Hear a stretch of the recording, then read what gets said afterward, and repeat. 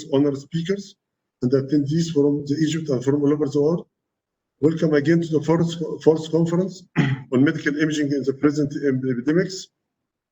And the last, not least, I would like to thank my colleagues in the organizing committee for their effort to making this conference success and bring it to the light. In a way that we hope will satisfy all our forums. The themes of this event representing the attempt to conference research papers and academic effort exerted to access challenges and best way results when handling COVID-19 cases. Conference hosted 7 talks along 3 scientific sessions. Thanks for all our partners from the different radiology associations. And now, with the talk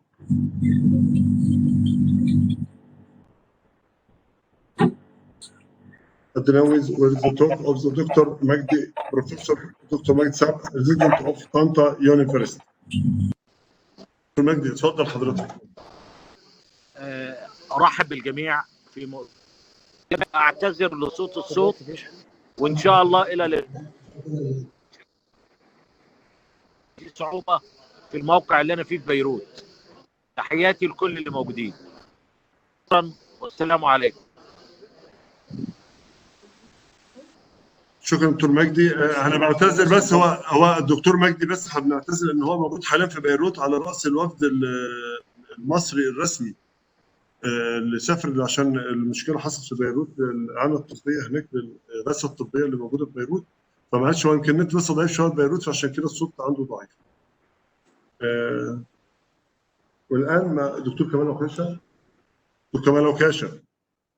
ايوه السلام عليكم. دكتور كمال وكاشة اتفضل يا فندم. السلام عليكم ورحمه الله وبركاته. استاذ دكتور كمال وكاشة نائب رئيس الجامعه لشؤون الدراسات العليا. اتفضل يا فندم.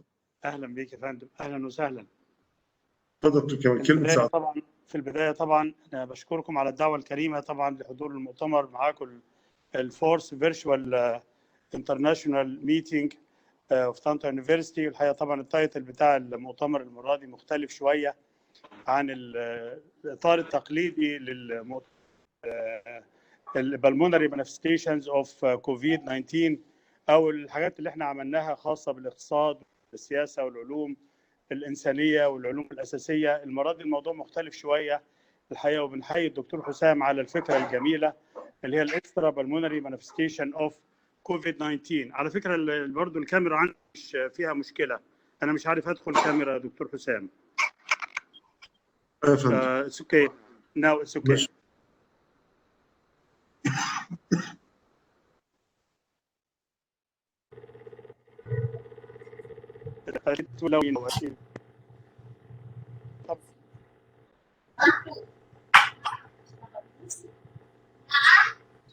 بتابع طبعا رغم انشغاله ومشاكل كبيره هناك على الوفد المصري في لبنان، هو على راس الوقت. نتمنى لهم التوفيق ويرجعوا لنا بالسلامه، هو الدكتور احمد غنيم وباقي الفريق الجميل اللي معاهم، ربنا يوفقهم ويرجعوا لنا بالف سلامه.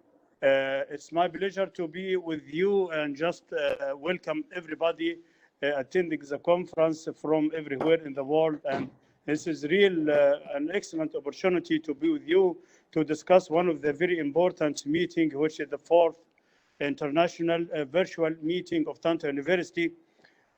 Tanta University adopted over the last 2-3 months a series of virtual online meeting, and the first one was about challenges in COVID-19 and what's after COVID-19, and we did another 2 meetings, one of the related to the economy and the politics and the social adverse events of COVID-19, and the other one is the forum,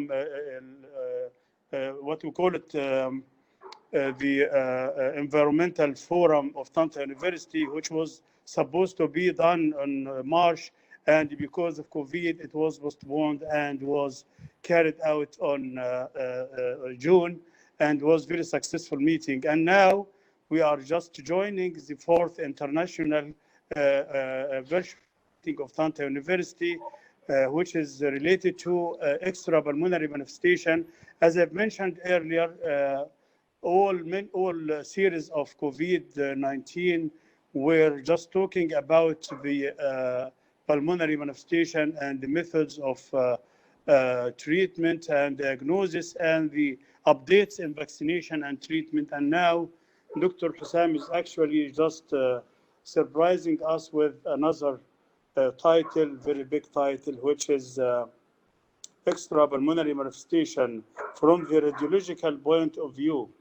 I'm sure that this Dr. Hussam and his colleagues, Professor Tariq Dayasti and his he's head of the Egyptian Society and the African Society of Radiology, and Dr. I don't know, just excuse me, Professor Tariq and Professor Hussam, if I don't know the name of the head of the European Society of Radiology. Dr. Hussam, please correct me if I am wrong. Yeah, Professor, head of radiology. Hello. Dr. Tariq, hello. Dr. Tariq is the head of Egyptian and African Society. Yes. اهلا بك يا دكتور طارق. اهلا بحضرتك. اهلا بحضرتك. Actually, to welcome Professor, head of European Society of Radiology. Dr. Hussam mentioned, give me the name. Dr. Boris Berketchen. Dr. Boris. Yes. Yeah, welcome, Dr. Boris, and I'm very pleased to be with you here today, and just thank you so much for attending our conference. And I think Professor Boris attended our meeting, so also Yes. first one that we did in طنطا University. And I'm sure that is going to be a very successful meeting. And I thank all of the attendees for their time. And I wish you a very fruitful and successful conference. And I would like to thank the IT people actually who just did a very good job to allow this meeting to be held in this, vacation. And I wish you all the best for this very successful conference. Thank you so much, and I am with you, just listening to your very successful meeting. Thank you so much. Thank you, Dr. Kamal Khasha, for this word. Without further ado, let's start with Professor Dr. Tariq Dayasti, our plenary speaker and resident of Egyptian and African Society. It's yours now, Professor Dr. Tariq. Yes. Thank you so much. It is my pleasure to contribute to this meeting. I would like to thank Professor Magdi Saba and Professor Kamal Okasha and Professor Ahmed, the Dean of University. And it is a pleasure, and thank you for offering this opportunity and for the recognition being the honorary guest of this meeting.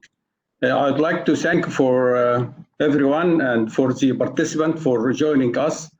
I will start to introduce the moderator of the first session, Professor Abdelkarim Al-Zubaydi. He was head of Yemeni Society of Radiology since 2008 until 2018. He is currently head of Arab Board of Radiology Training Committee and the president of the Pan-Arab Association of Radiological Societies since 2017. And he is Arab Board Advisory Council and consultant radiologist for academic hospital in Heidelberg in Germany. Please, Dr. Abdelkarim, join us to moderate the first session.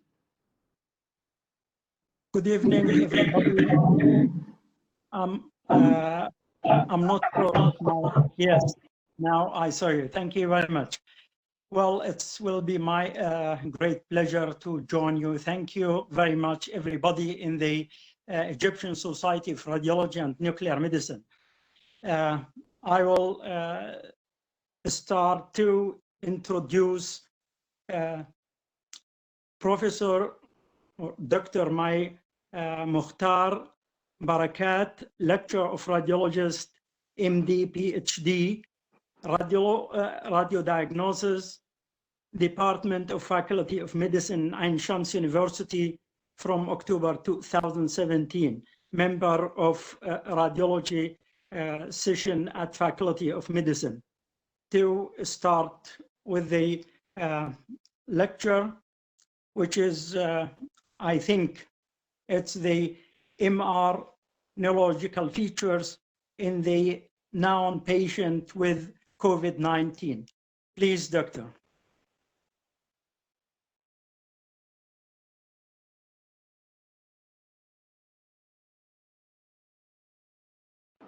Hello.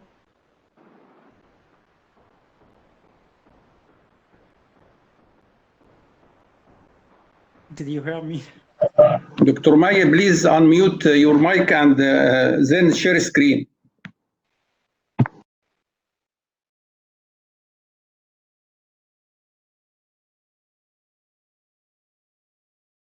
Dr. May, please.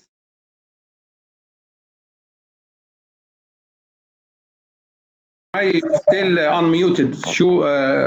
Still muted. So unmute your mic. Then we can hear you. And then use the share screen button at the middle.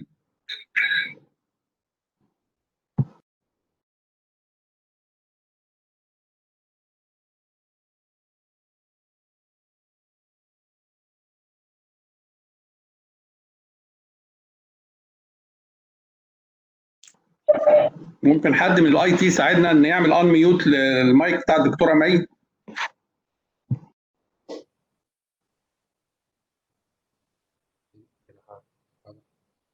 Professor Tariq, can you hear me? This is Dr. Yasser Abdulazim. ايوه انا سامعك، سامع حضرتك دلوقتي. ايوه طيب maybe I can start for few slides until May resolves the issues by one of your IT. Okay. Proceed. Share screen and proceed, Dr. Yasser. Thank you.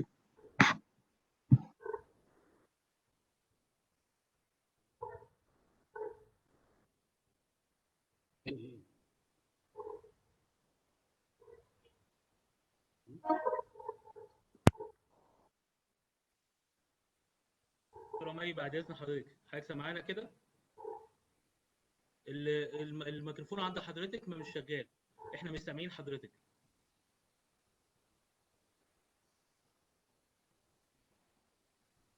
فانا هستاذن حضرتك هتواصل مع حضرتك الاول علشان نصلح مشكله الصوت.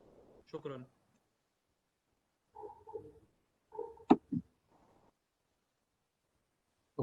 Okay, can you see my screen now? We saw that before. لسه يا دكتور ياسر حضرتك ما عملتش شير سكرين. البطم اللي هو في النص اللي عليه الارو. البطم اللي عليه اللي هو جنب المايك. ده في الحته جنب في جنب الكاميرا. ايوه ده. كليك على شير سكرين. تمام كده. تمام ايوه تمام. يعني okay, thank you very much, and I wanted to thank you all for inviting us. This is a joint effort between Dr. May Mukhtar and myself, but because she did more effort, so I'd like her to give this presentation. However, I will go ahead until the IT resolves the issues and then she can continue. In this era of COVID-19, we as neuroradiologists have been seeing manifestations of COVID-19 within our neuroimaging domain. And let me just say in the beginning that the mechanisms how coronavirus infections can cause neurological damage or affection are as follows.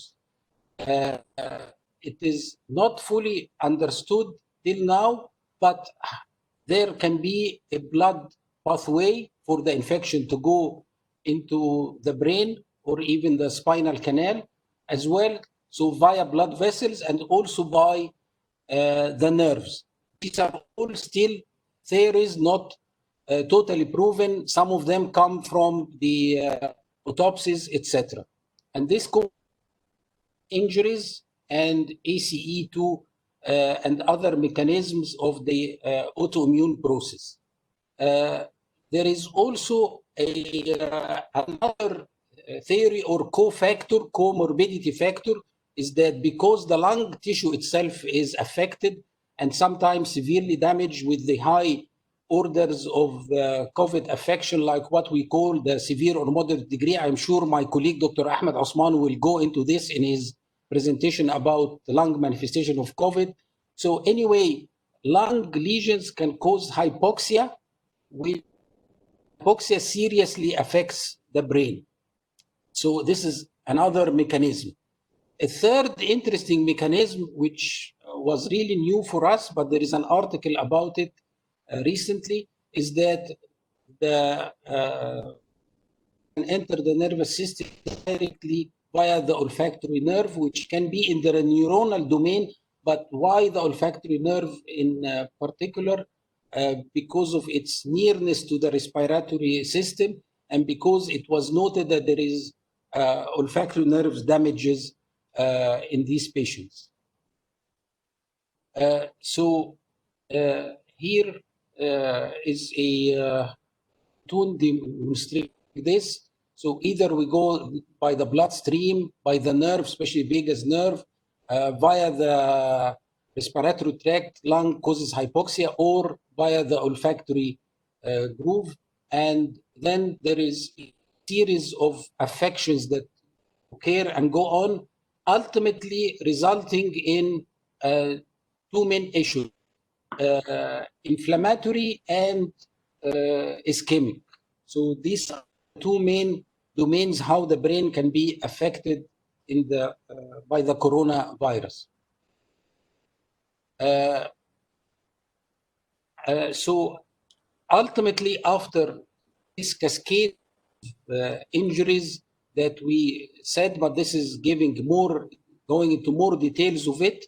So we end up by demyelination, lymphadenopathies, injury to the immune mechanism, hypoxia, etc. Hello? Maggie, are you there? You are in? Can you hear me, Dr. Yasser? Yes, yes. So go ahead and continue with that. Okay. Good afternoon, everybody. I am Dr. Mai Mukhtar, lecturer of radiology diagnosis at Ain Shams University. Today, I will talk about the neurological finding.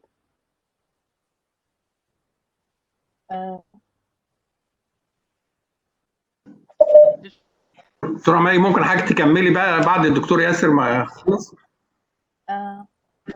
مي كملي بعد سلايد الرابعة أو الخامسة كده. Okay. The main pathophysiology of COVID-19 infection is through activation of what is known as cytokine storm and entering a vicious cycle of inflammation, vascular injury, and thrombosis, and vice versa. Different manifestation of COVID-19 could be noted and could be divided into main 8 groups. The first entity is unilateral flare and diffusion hyperintensities noted in the medial temporal lobe, special predilection to the splenium of corpus callosum, non-confluent multifocal white matter hyperintense lesions on flare and diffusion, with or without hemorrhagic lesions, acute necrotizing encephalopathy, which affect the bilateral thalamic regions, involvement of the brainstem, internal capsule, cerebral and cerebellar white matter, isolated white matter microhemorrhages, supratentorial white matter flare hyperintensities, and middle cerebellar peduncles. The first entity is COVID-19 associated acute hemorrhagic necrotizing encephalopathy. As we see in the CT, we can see bilateral thalamic hypodense lesions. On doing CT venogram, we can see patent internal cerebral veins and patent venous structures of the brain, and patent also posterior cerebral arteries and basilar artery, which is not denoting non-vascular affection. So it is acute necrotizing encephalopathy although it is a rare complication and commonly seen in pediatric population, it can also be seen in adults. Another patient, we can see the affection of the medial temporal lobes and the affection, bilateral symmetrical affection of the thalamus.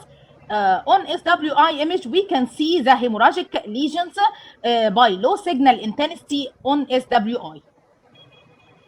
Another entity we can also frequently see in COVID-19 infection, the leukoencephalopathy.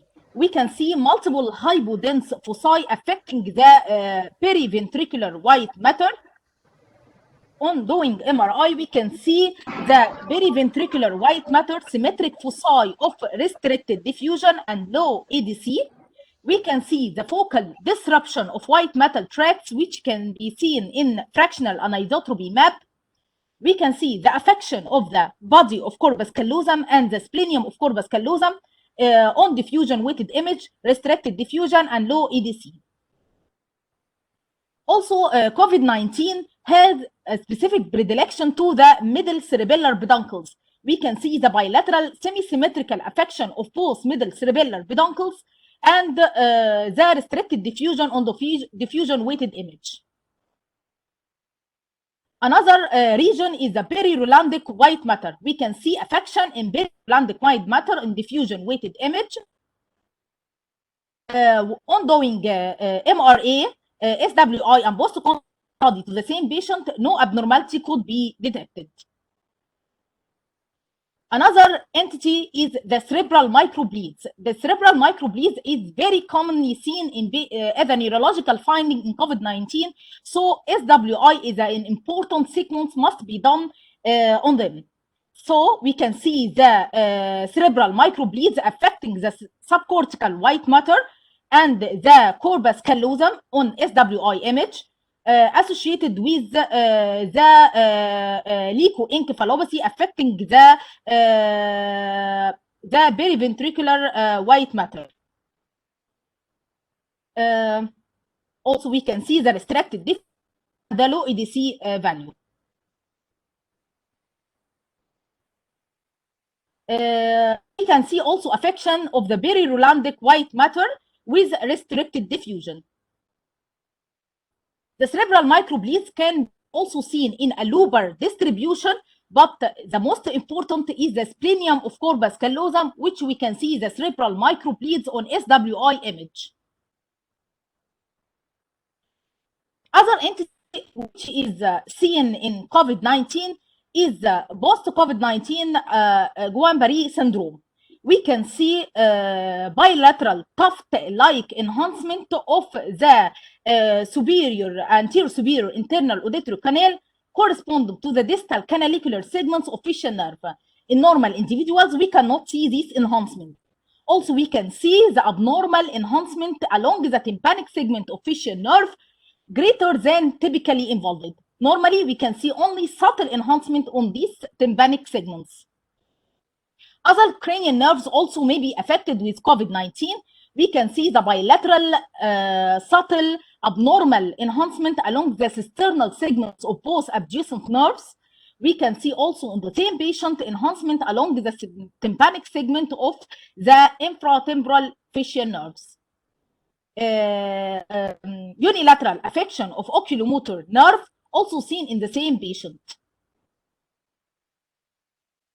You can see the affection of the right oculomotor nerve with mild enhancement and the bilateral affection of both adjacent nerves, the affection of canalicular segment of facial nerve and the tympanic segment of the infratemporal facial nerves.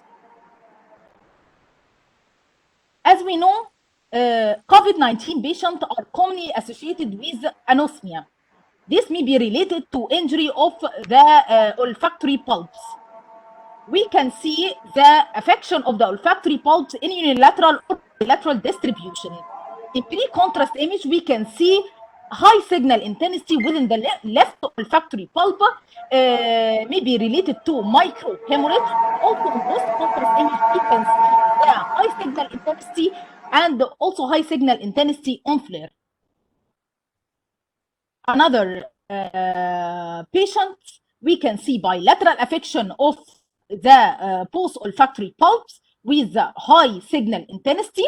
On this patient, we can see only left affection of the left olfactory pulp with atrophic changes. However, in normal individual, we can see no abnormal signal at all. So, affection of olfactory pulps may be related to the anosmia found in patients with COVID-19.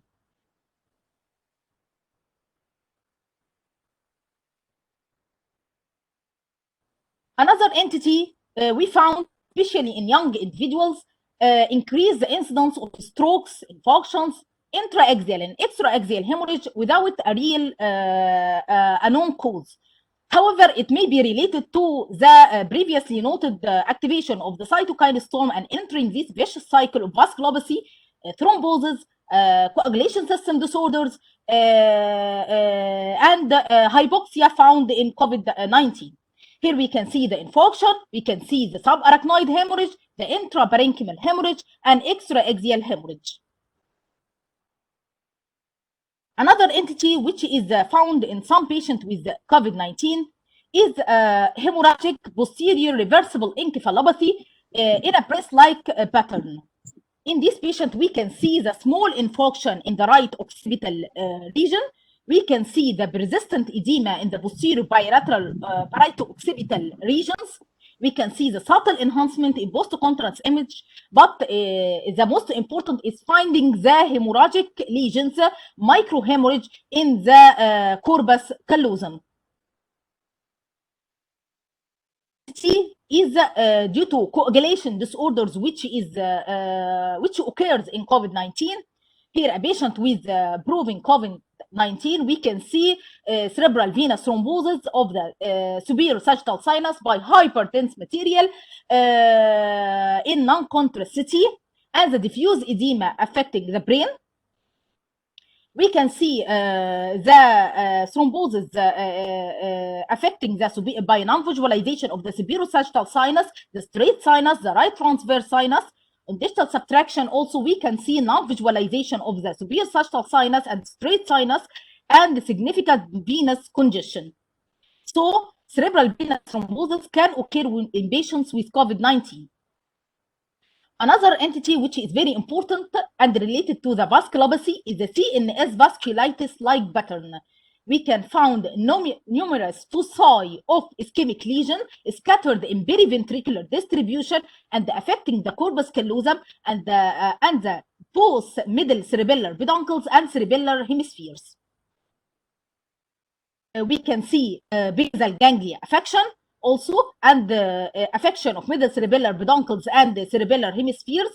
Ongoing SWI, we can see the microhemorrhage affecting those patients. Pediatric population, we found an important entity which can affect them, which is called focal cerebral arteriopathy. Focal cerebral arteriopathy can cause infarctions in young patients in pediatric population. As we can see here, the infarction affecting the head of caudate and lentiform with low EDC value, and ongoing MRA, we can see the focal irregular narrowing and bending of the M1 segment of left middle cerebral artery. To raise the importance of the vessel wall imaging, as here we can see the vessel wall enhancement, vessel wall thickening, and the concentric narrowing of the left MCA, M1 segment of MCA. Another entity also found in pediatric population is the occurrence of neuromyelitis optica spectrum disorders, which affect the brain and the spinal cord. We can see white matter lesion affecting the subcortical white matter signal abnormalities. We can see in the spinal cord longitudinal extensive lesion affecting more than 2 vertebrae, where the cord could be swollen. We can see in post-contrast image patchy enhancement. So, we can conclude the findings that we can found macrovascular pathology such as ischemic infarct, intraparenchymal hemorrhage, diffuse abnormalities such as acute cortical infarction, acute lacunar infarcts. On SWI, we can find lobar subcortical microhemorrhage in a lobar distribution in subcortical white matter and the specific predilection to the corpus callosum. We can find white matter changes in periventricular regions, in juxtacortical and middle cerebellar peduncles. Affection of the cranial nerve could be seen, especially affection of the olfactory pulps. In pediatric population, we can find focal cerebral arteriopathy, neuromyelitis optica, other lesions such as Guillain-Barré, acute necrotizing hemorrhagic encephalopathy, and breast-like symptoms. So, intraaxial SWI abnormalities is the most common finding suggestive of microvascular pathology in COVID-19, with a specific predilection to the corpus callosum and subcortical white matter. Our dear Professor Dr. Yasser Abdulazim want to share with us some cases with COVID-19 and neurological manifestation. Thank you.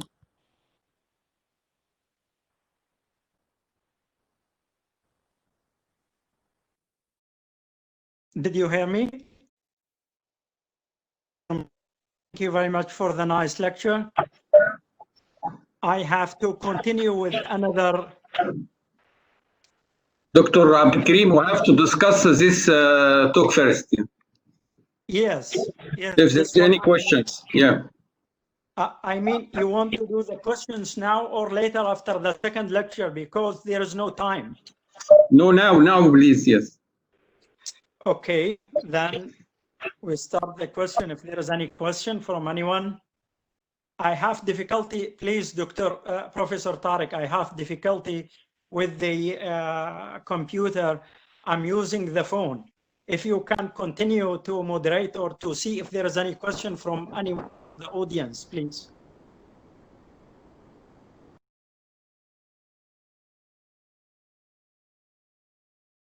Question, if I may, Dr. Abdelkarim, Dr. Tariq, can I go ahead?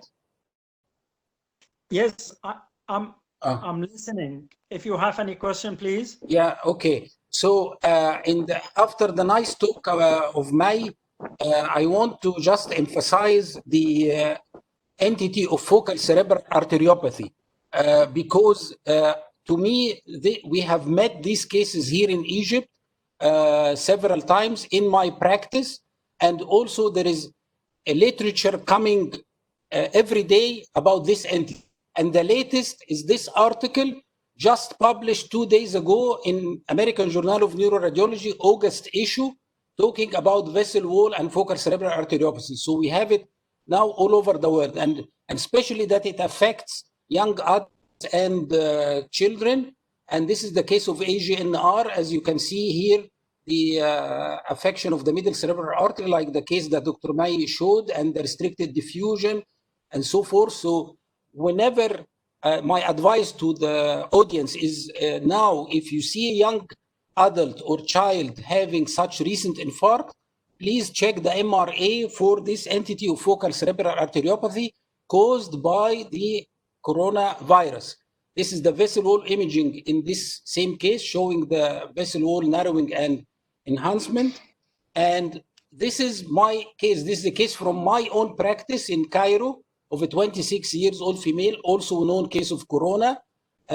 Here we sorry for the quality, but we see some subtle alterations on flare, and then MRA also showed this attenuation and narrowing in various images. Here it is very well noted, also in the left MCA, marked by the red tags, and another view. بعد اذن حضرتك البرزنتيشن مش واضحه، الصور مش واضحه اصلا. في صوره شهاده دكتوره مي، هي دي اللي موجوده عندنا. حضرتك بتعمل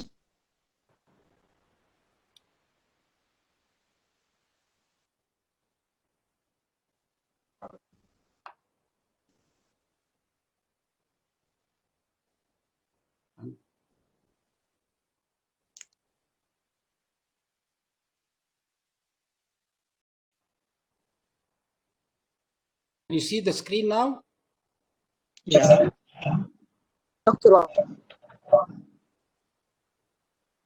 Is the screen now apparent? Yes, it's clear, Dr. Yasser. Go ahead.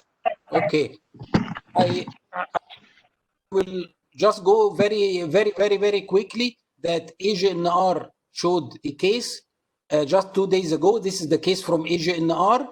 And then if we go fast forward, this is my case from Cairo, Egypt, 1 month ago for a non-corona patient, also showing the focal cerebral arteriopathy of left MCA. And you might say they are identical cases, but they were not identical cases because for me, I did, besides the MRA, we did vessel wall imaging, and then we did arterial spill labeling perfusion, and you can see the hypoperfusion on the left side here corresponding to the left MCA territory. Okay. And then I want to just finish my comment that even now PET-MR has a role in such vessel imaging cases, because whenever we have a patch in the brain and we don't know whether it's low-grade tumor or is it stroke or is it inflammation, using PET-MR we can see the abnormal uptake in the vessel walls, like over here, which goes with inflammatory condition of the vessel wall, i.e. vasculitis. So last but not least, from all the coronavirus manifestations, to me, the most common and the thing I saw more than one time is the focal cerebral arteriopathy in children and young adults. Thank you very much.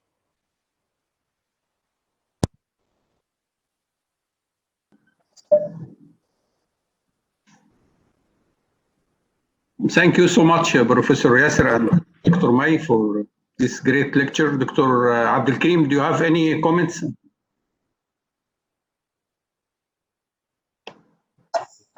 دكتور طارق بعد اذن حضرتك دكتور عبد الكريم، دي شهاده سيرتيفيكيت كده بسيطه للدكتور ياسر، وقبلها كان في شهاده للدكتوره مي. اوكي.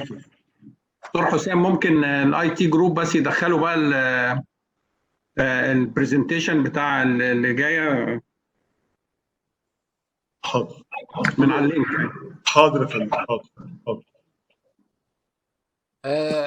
Before we go any questions about the neuro manifestations in COVID? Anybody wants to ask anything about neuro?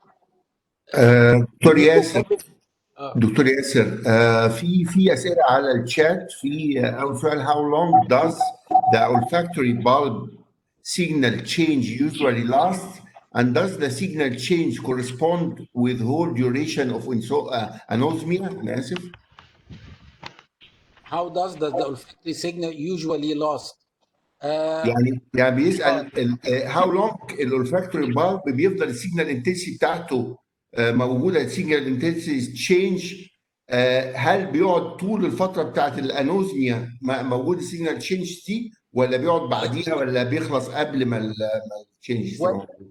The cases we saw were during acute and active attacks, so we were seeing signal changes, but to me it's not clear whether it will go on because this needs follow-up. But during the acute attack and during the patient having anosmia, certainly there were signal changes.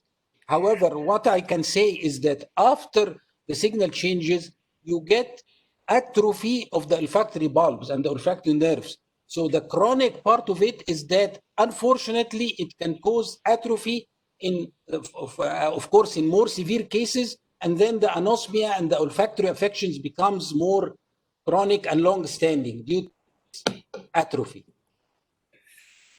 في سؤال تاني: is there specific best timing for imaging case of COVID-19 with neurological manifestations and suspected neurological insult? Yes, I think that if there is suspected neurological deficit, and because the brain is a vital organ, we must image right away, and we must do, my advice is to do MR brain stroke protocol. If you can add to it non-contrast perfusion as I did, this would be an asset, and also post-contrast images will, if the patient can receive contrast, in order to for any enhancing lesions, any leptomeningeal abnormal enhancement, the whole spectrum, because as you can see, COVID can affect the brain in many ways. So you want to take bits and pieces of anything. And please take care always of the unfamiliar, like young patients coming with stroke, young patients coming with so-and-so, because this, in our practice, these were the more vulnerable, because but also don't forget the elderly. because you might think that because he's elderly, this is a usual stroke, but it can be triggered by COVID. Also take care of the hemorrhagic strokes. Hemorrhagic strokes are more common with COVID. هو بيسأل على التايمينج يعني يعني لما يحصل اتاك هنعمل طبعا. هل الفولو اب هل سبيسيفيك تايمينج للفولو اب يعني؟ I think this is more according to or the clinician, that he according to the case and how it is progressing with him. The clinical picture بتاع الكيس يعني. Yes. Okay. But usually, what we have seen with the focal cerebral arteriopathies is that they can come as acute strokes. So you have to image them right away. You have to pick up this case and then leave the clinician to manage. And then if he wants to follow up, he will tell us. Okay.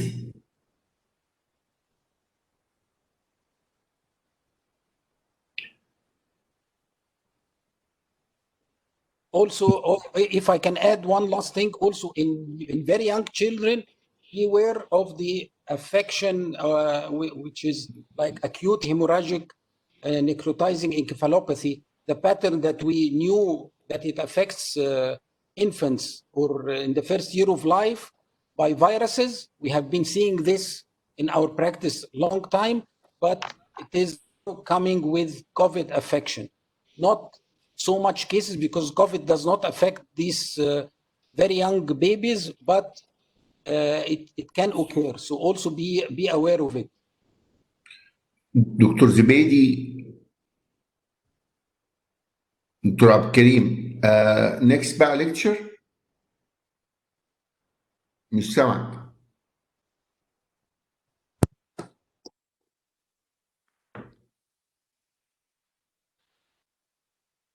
Now?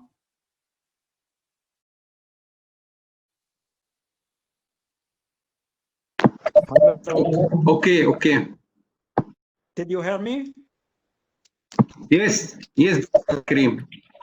We will choose the next lecture. Thank you very much, Professor Yasser. Thank you, Dr. Mai, for the nice and very informative lecture. Now, we will go to the second lecture, which is lessons and questions from the pandemic COVID-19. Professor Marie-Paris Raphael Paris, France. I hope that I say the name correctly. She is professor of University of Paris, Cochin Hospital.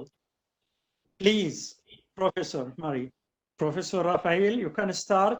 دكتور عبد الكريم، استاذن حضرتك نخش للثيرد سبيكر عبال بس نظبط المحاضره. I introduced the lecture, but I didn't say any reaction. I didn't hear anything. Shall I start again? دكتور عبد الكريم، هو في مشكله في الكونكشن مع المحاضره اللي جايه، فاحنا هنبروسيد مع السكند سيشن مع الدكتور وحيد، ونخلي الليكتشر دي في السيشن الثالثه، وحضرتك موجود معانا برضو لو تحب ان شاء الله. This will be great, please. Okay. There is some difficulty in the connection. If I'm not there, please, you can continue to moderate the session, please. Okay, I will manage, Dr. Abdul Karim. Thank you so much. Thank you. Thank you very much, sir. Thank you. I will be with you for sure. Okay. So,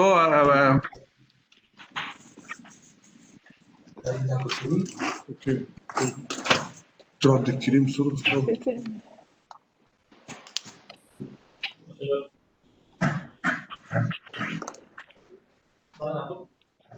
Dear colleagues, like all of you, I've been through this terrible time of pandemic.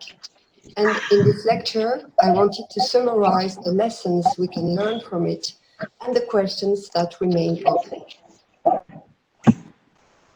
COVID-19 is probably one of the greatest health threats humanity has faced since the Spanish flu. The pandemic has profoundly affected our lives, isolating us from each other and blocking all social and economic activity. We experienced tragic events. People have died alone. Doctors have had to make difficult choices, given limited resources. And surely we don't yet measure all the impacts, especially sequelae in the surviving patients and the economic consequences at lockdown. What have we learned? What questions remain unanswered? We have learned about a new coronavirus, SARS-CoV-2, which was first isolated from the fecal-alveolar lavage of 3 Chinese patients at the end of December 2019. This coronavirus has a strong affinity for ACE2, 10 to 20-fold higher as compared to its predecessor SARS-CoV-1, which was responsible for the SARS outbreak in 2003. ACE2 stands for angiotensin converting enzyme 2. It's a metalloenzyme located on the surface of airway epithelial cells and also endothelial cells. It is characterized by the presence of multiple spike proteins at its surface, which gives this specific typical crown appearance. These spike proteins bind to ACE2, but this requires the intervention of another enzyme, TMPRSS2. So the co-expression by the host cell of these 2 enzymes is important to allow cell entry. As I just said, ACE2 is essential for viral invasion, and it is poorly expressed in children, which is probably one of the main reasons why children are relatively preserved from the disease. What are the consequences of the loss of pulmonary ACE2 function after viral binding?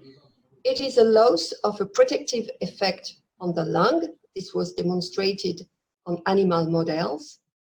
And it also induces a dysfunction of the renin-angiotensin-aldosterone system. Indeed, ACE2 counters the action of ACE, which has a vasoconstrictive effect and controls blood pressure. So there's a balance between ACE and ACE2, which is modified by the viral binding. What about the clinical symptoms and imaging features? We know a lot of things now. Like the other respiratory coronaviruses, SARS-CoV-2 is transmitted primarily via respiratory droplets. There is a 5-day median time between contact exposure and symptoms, mainly fever, dry cough, fatigue, dysgeusia, but also diarrhea and headache, because there's also ACE2 expression on enterocytes and neurons. The sensitivity of thoracic CT is very high, as reported in the first papers from China. Sensitivity was as high as 97% in this large study, even though the specificity is relatively limited, only 25%. And in this advice paper from our societies, the typical CT features of COVID-19 were described, mainly, as you can see, ground glass opacities with a peripheral subpleural distribution and various disease extent from mild disease to severe disease extent. Evolutive patterns are also characterized by progressive replacement of the ground glass opacities by linear consolidation, and this is very suggestive of organizing pneumonia, which is the usual way the lung responds to any kind of attack. In this large survey, including nearly 5,000 patients, the reported sensitivity and specificity were quite different from those of the first Chinese papers. The sensitivity was a little less, but the specificity was much better, probably because CT features suggesting other diagnoses were taken into account, like the presence of mucoid impactions or of centrilobular nodules, which suggest bacterial infection and not SARS-CoV-2 infection. But let's be modest regarding the specificity. If we analyze these paired images, you will find that they look quite similar, but they are not all due to SARS-CoV-2. Only the images on the left-hand side are due to SARS-CoV-2. The other images correspond to pneumonia from other beta coronaviruses, SARS-CoV-1 and MERS-CoV. And it is quite understandable because the genomic structure of all these coronaviruses is very close. What are the risk factors for severe outcome? We know that the vast majority of patients have favorable disease course, but in proportion of patients, there's a worsening which usually occurs 7 to 8 days after the onset of symptoms. And this is due to a cytokine storm. And the risk factors for this evolution are the following: advancing age, male gender, and pre-existing comorbidities, especially hypertension. Remember the role of ACE2 in the renin-angiotensin system. There are important differences in case fatality rates across countries, which we can explain by differences regarding the population structure. Chinese population is younger than the Italian one, for instance, but it is also explained by differences in the way CFR is calculated, especially if we include in the denominator screen-detected asymptomatic individuals who are not going to have severe disease course. CFR is nearly 15% after 80 years of age, less than 1% if there are no comorbidities, and it ranges between 7 to 11% according to the different pre-existing diseases. Here you can see the example of severe pneumonitis in two different gentlemen who were 89 years old. Risk factors for IRDS and death have been well described in this Chinese paper. Again, we find older age, male gender, and comorbidities like hypertension, but also high patient temperature, and I will explain why in a few minutes. Same risk factors in this Italian paper, reporting characteristic of patients admitted to ICU. And surprisingly, you will see that COPD patients are underrepresented, which we did not know at the beginning. And the reason is probably because the expression of ACE2 in the airways of COPD patient is probably different. There have been some controversy about the potentially protective role for nicotine, but as a chest radiologist, I would not recommend starting smoking to protect yourself from the virus. What about anti-hypertensive therapy? The fear was that hypertensive treatment could lead to severe forms of COVID-19 pneumonia by inducing an upregulation of ACE2, which has been demonstrated in animal models, but not in humans. So the consensus is to not discontinue these therapies in patients with hypertension. The deleterious host response is due to a cytokine release syndrome. Indeed, pyroptosis of the infected cells triggers subsequent inflammatory response with an increased secretion of pro-inflammatory cytokines, especially interleukin-6. And this molecule controls body temperature, the reason why patients with a lot of fever are likely to develop a severe form of the disease, because it means that they have a lot of expression, a lot of secretion of IL-6. As IL-6 also controls CRP level, and again, it has been shown that elevated CRP levels is a risk factor for severe outcome. Lastly, IL-6 activates platelets and coagulation.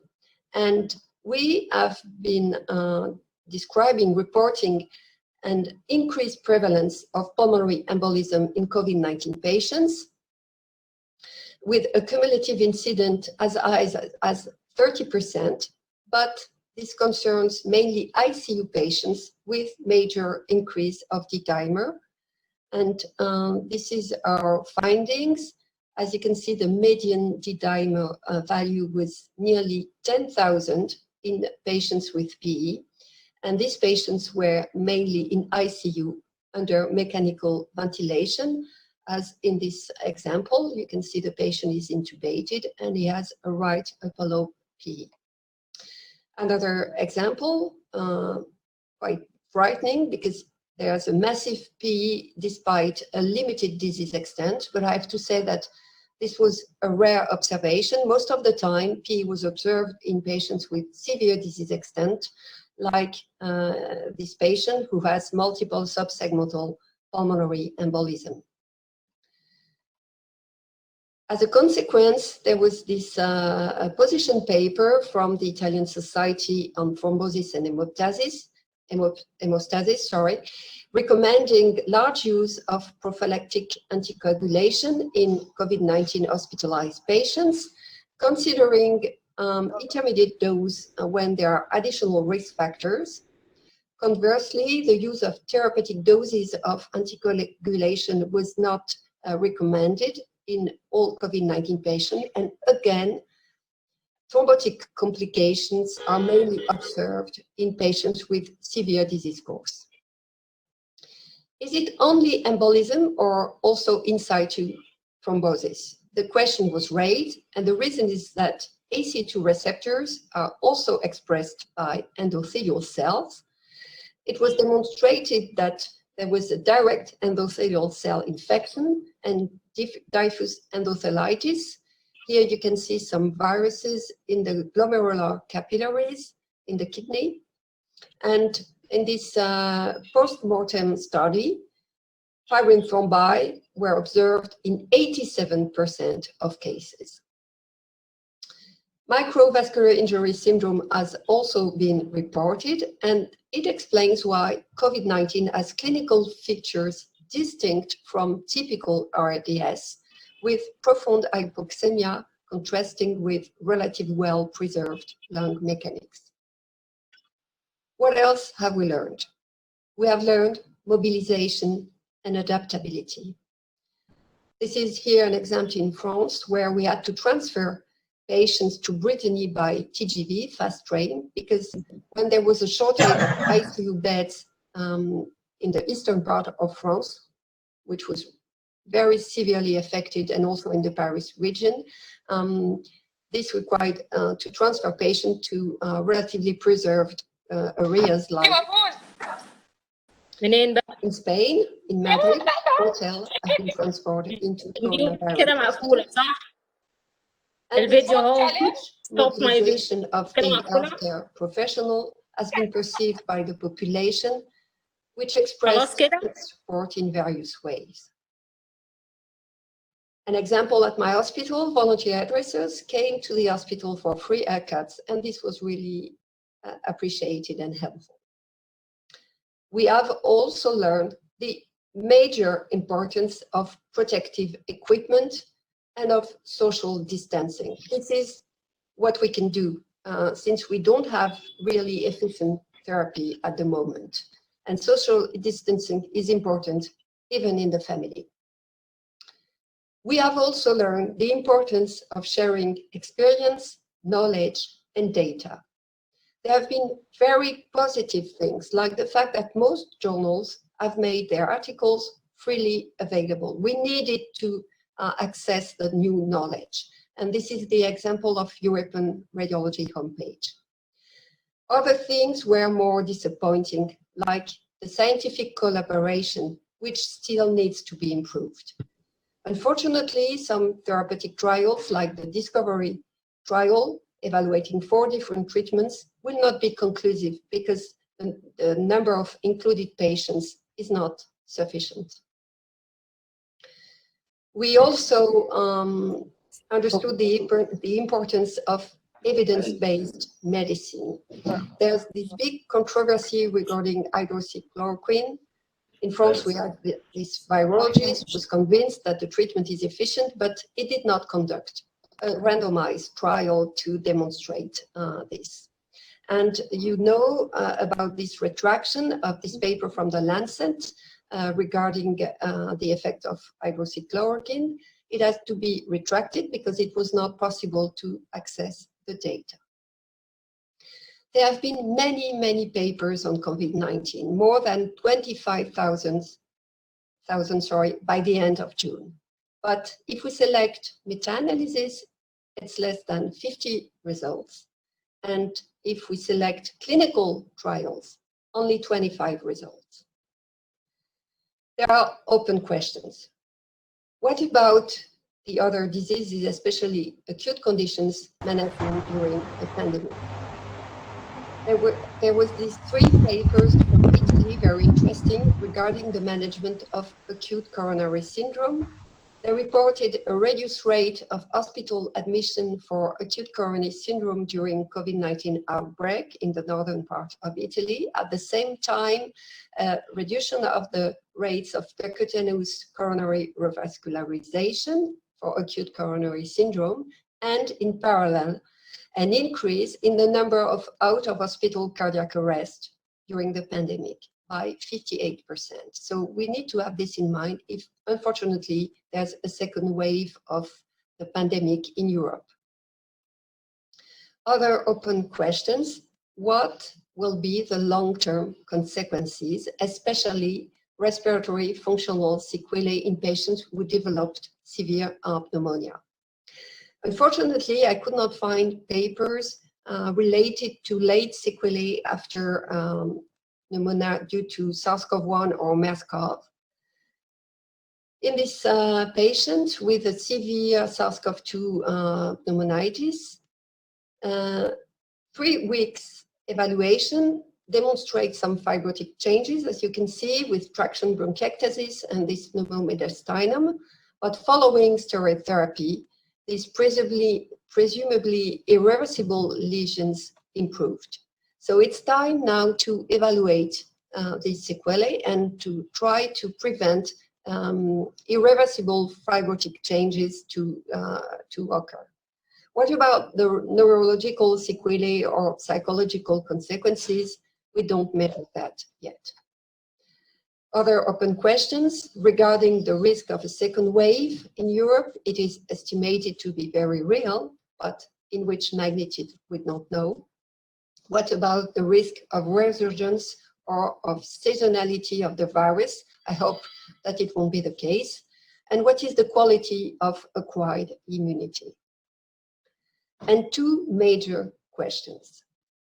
What are the determinants of heterogeneous host responses to SARS-CoV-2 infection, and which treatment is able to prevent severe outcome?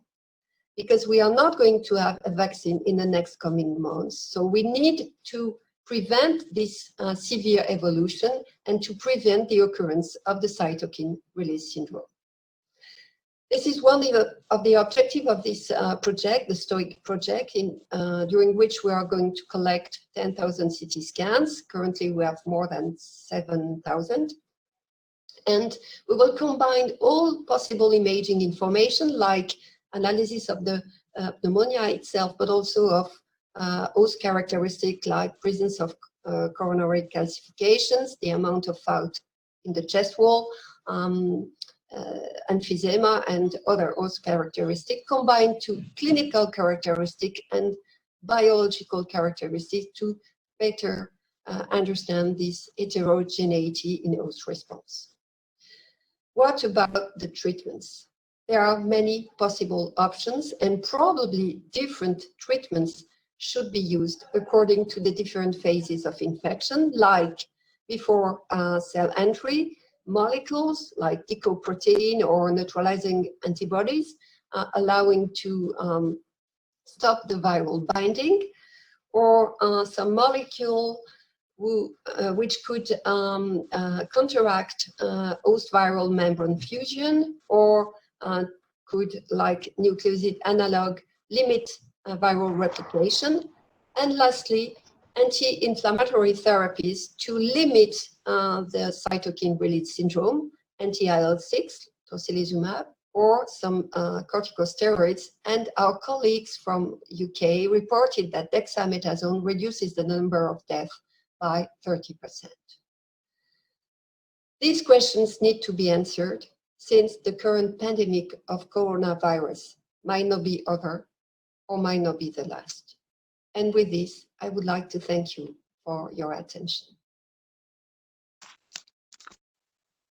Thank you very much, Professor Marie, for this nice, excellent, really, lecture.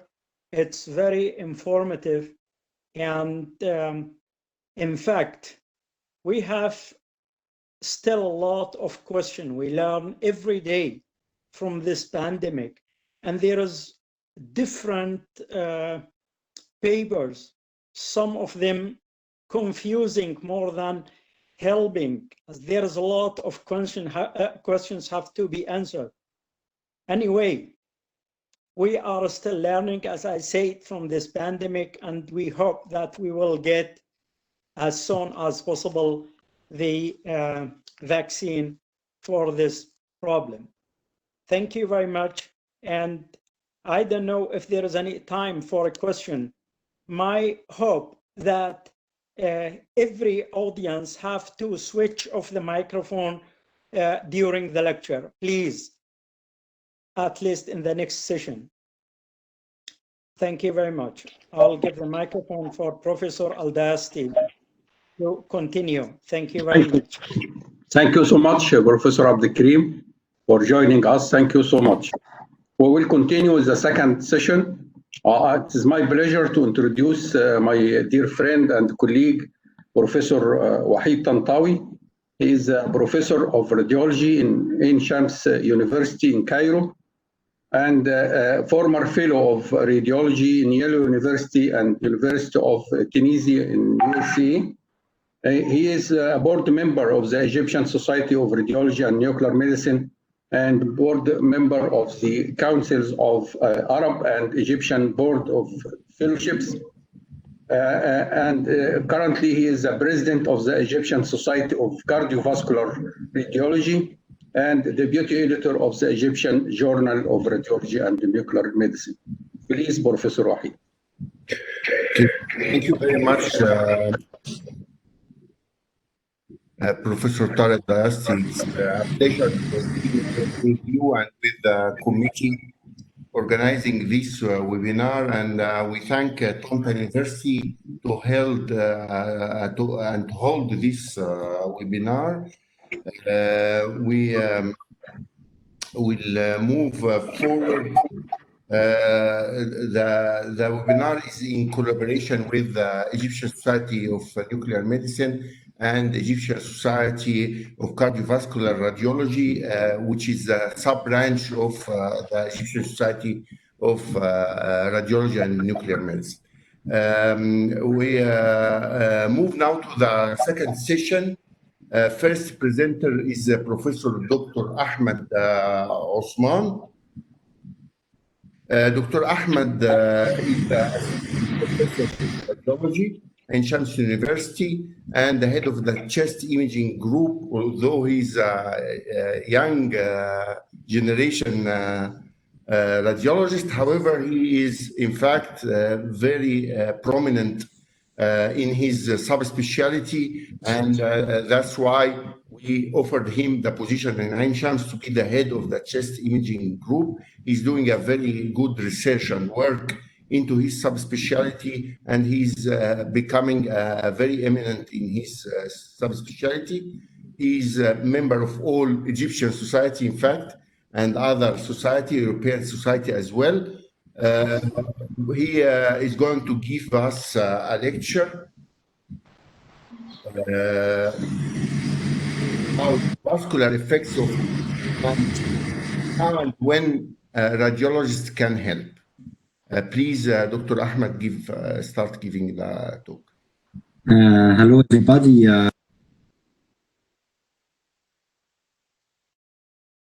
Introduction. First of all, my greatest thanks and appreciation for طنطا University and for the Egyptian Society of Radiology and Nuclear Medicine, Egyptian Society of Cardiac Radiology, for their great efforts and their continuous support for the scientific mission, although the COVID era. We will discuss today the vascular effect of COVID-19, how and when radiologists can help. You are Osman, Assistant Professor of Radiology at Shams University, COVID-19, of course, the main host is the lung, and all of us know well the radiological manifestation of COVID-19 regarding the chest imaging. Our session today, throughout the 3 sessions, is the extrapulmonary manifestation of COVID-19. As our Prof. Dr. Yasser Abazim and my colleague May Mukhtar talk about the neurological manifestation, the next session by our Prof. Dr. Ahmed Samir about the cardiological manifestation of COVID-19. My talk will precise about the vascular effect of COVID-19. What is the pathogenesis and how could or how can the COVID-19 affect the vessels, especially the pulmonary vessels? In any type of pulmonary pneumonia, hypoxic pulmonary vasoconstriction occurred with subsequent reduced perfusion to the diseased area, with shunting from the most affected area to the least affected areas. While in COVID-19, significant ventilation perfusion mismatch occurred due to underlying vasoregulation disorder. Also, endothelial injury and damage with loss of the vasoconstriction response to the COVID-19 infection occurred. This is a research article published in Lancet Respiratory Medicine, studied 10 cases autopsy from New Orleans, detected edema and pulmonary hemorrhage, pulmonary embolism, detected in micro segmental branches of the pulmonary vessels associated with right ventricular dilatation.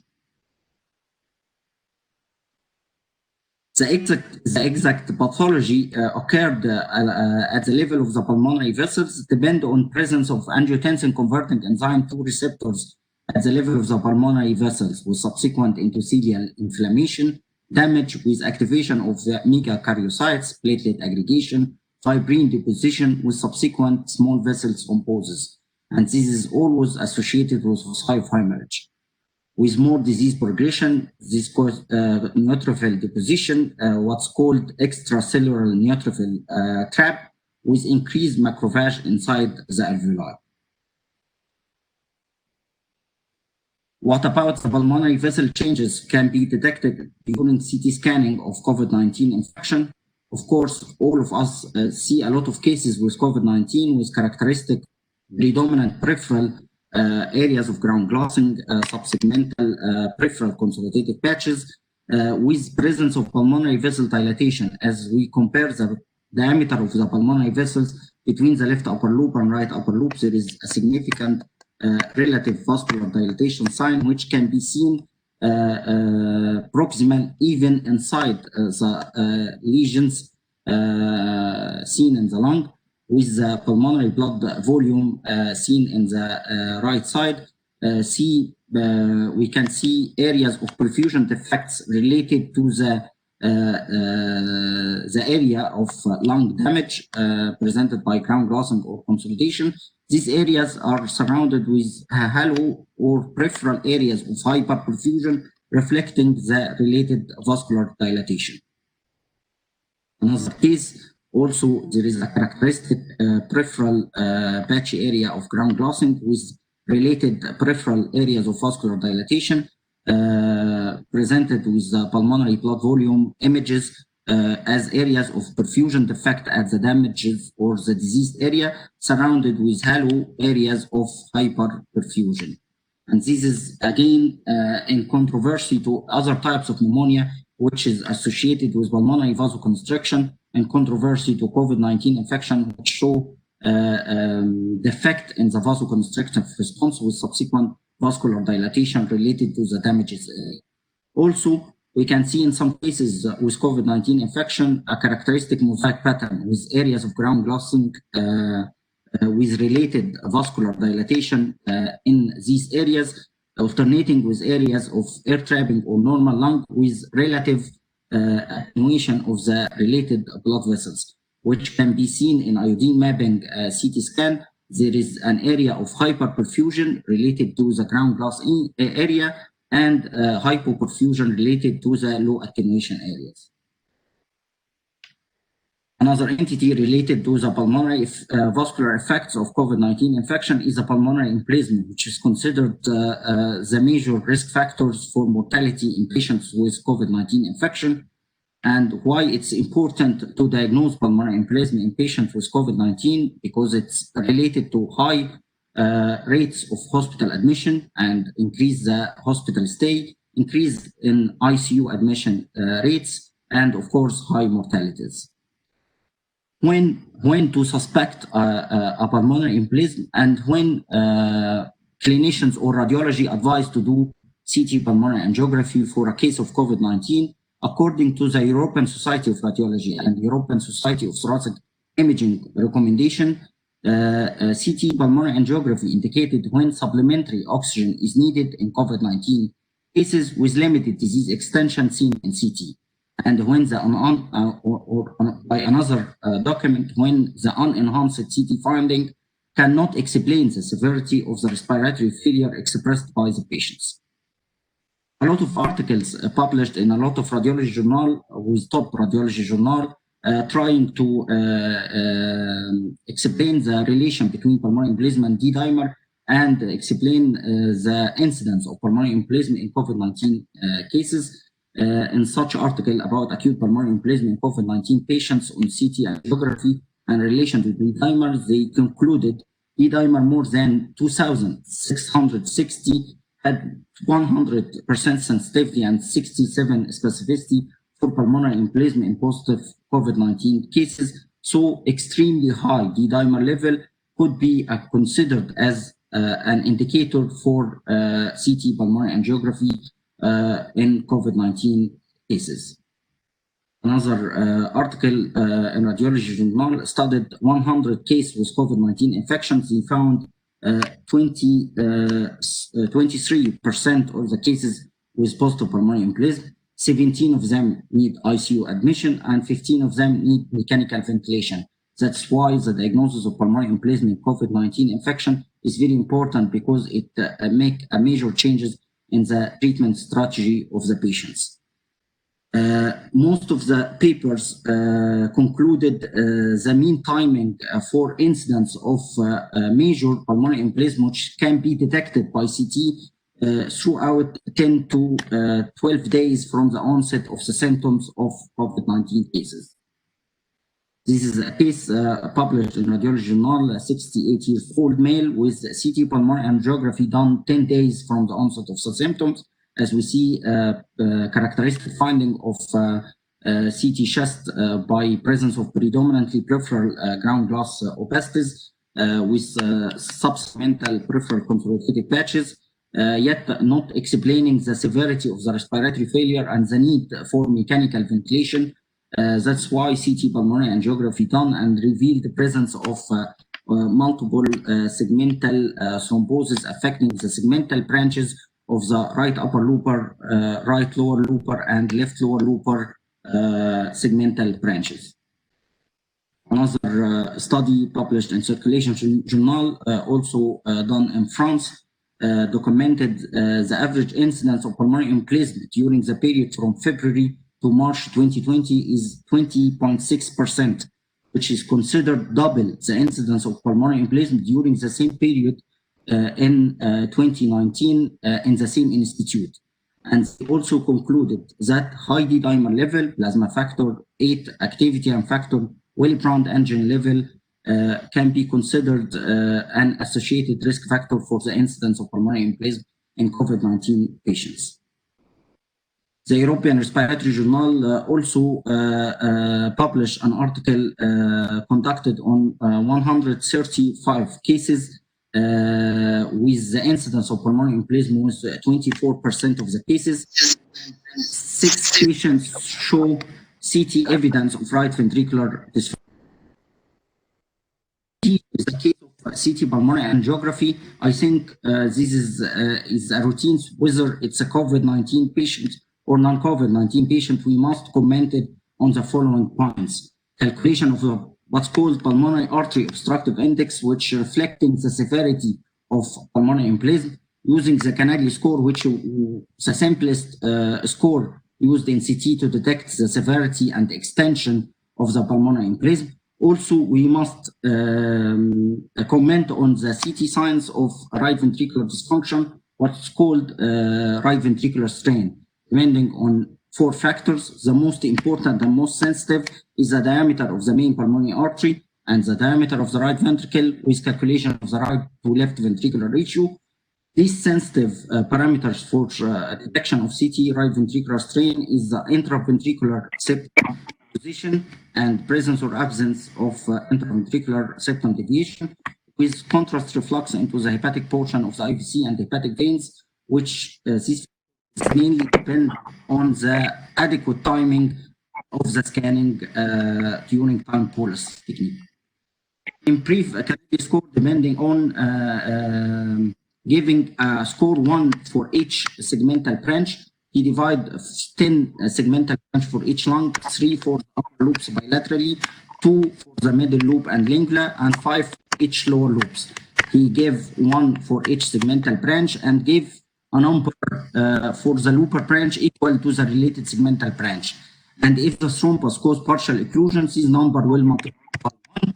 And if there is a complete thrombus occlusion, it will multiply this number by 2. So the maximum CT obstruction score is 4. This is 62 years old male. CT pulmonary artery obstructive index calculated by Canadian score was 60%. CT show signs of right ventricular strain in the form of dilated main pulmonary artery more than 29 millimeter, with dilated right ventricle with reversed right to left ventricular ratio. The intraventricular septum slightly deviated to the left side, which is opposite to the normal, which is must be deviated to the right side, with positive contrast reflux into the hepatic portion of the IVC and hepatic veins. These findings denoting right ventricular dysfunction, which confirmed by the echo, the patient admitted to ICU and unfortunately died. This is a 35 years old male. CT pulmonary artery obstructive index calculated by Canadian score was 37.5%. Evident by presence of multiple bilateral segmental thrombi affecting the segmental branches of both lower looper arteries, yet no CT evidence of right ventricular strain with normal diameter of the main pulmonary artery, normal right to left ventricular diameter ratio, with normal positioning of the interventricular septum, which is slightly normally deviated to the right. Only there was a positive contrast reflux in the hepatic portion of the IVC and hepatic veins. And as we previously said, it's the least sensitive parameter for right ventricular strain and can occur if there is not adequate timing for scanning of a case of pulmonary angiography. But about the follow-up dilemma, which is actually it's a dilemma regarding the COVID-19 infection itself or a case of CT pulmonary angiography.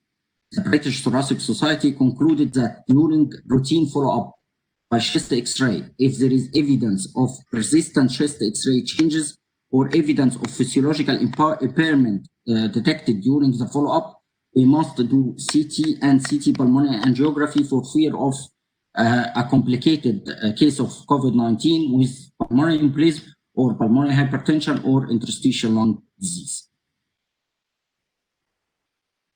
Lastly, there is an extra pulmonary vascular effects, yet most of the studies recorded as a case reports about the renal involvement in COVID-19 infection, which and the explanation was also similar to what happened in the lung, depending on the presence of angiotensin converting enzymes 2 in the proximal tubules, which considers a potential host for COVID-19 infection, leading to kidney dysfunction, or a theory about rhabdomyolysis, which occur in patients with COVID-19 infection leading to acute kidney injury. And by the same theory, what happened in pulmonary vascular and pulmonary embolism, it can occur in renal artery, causing renal artery thrombosis and renal infarction. As we said, it's all of the published are case reports. Yet the message here about even if there is a case report about renal involvement in COVID-19 infection, about the importance for radiology team about seeking and the importance of renal function before any contrast radiological investigation for COVID-19 cases because of the high incidence of contrast-induced nephropathy, and presence of renal infarction must be considered as a complication of COVID-19 infection, and this is an indication for Doppler study or CT angiography to detect any renal thrombosis. This is another case for renal infarction involving the right kidney as a sequelae of COVID-19 infection. Lastly, words can describe the effort done by all the doctors everywhere, and no appreciation will be enough for them. Thank you. Okay, thank you very much, Dr. Ahmed, for your nice presentation. We have some time for one or two short questions. If anybody wants either to put it on the chat or directly ask the question.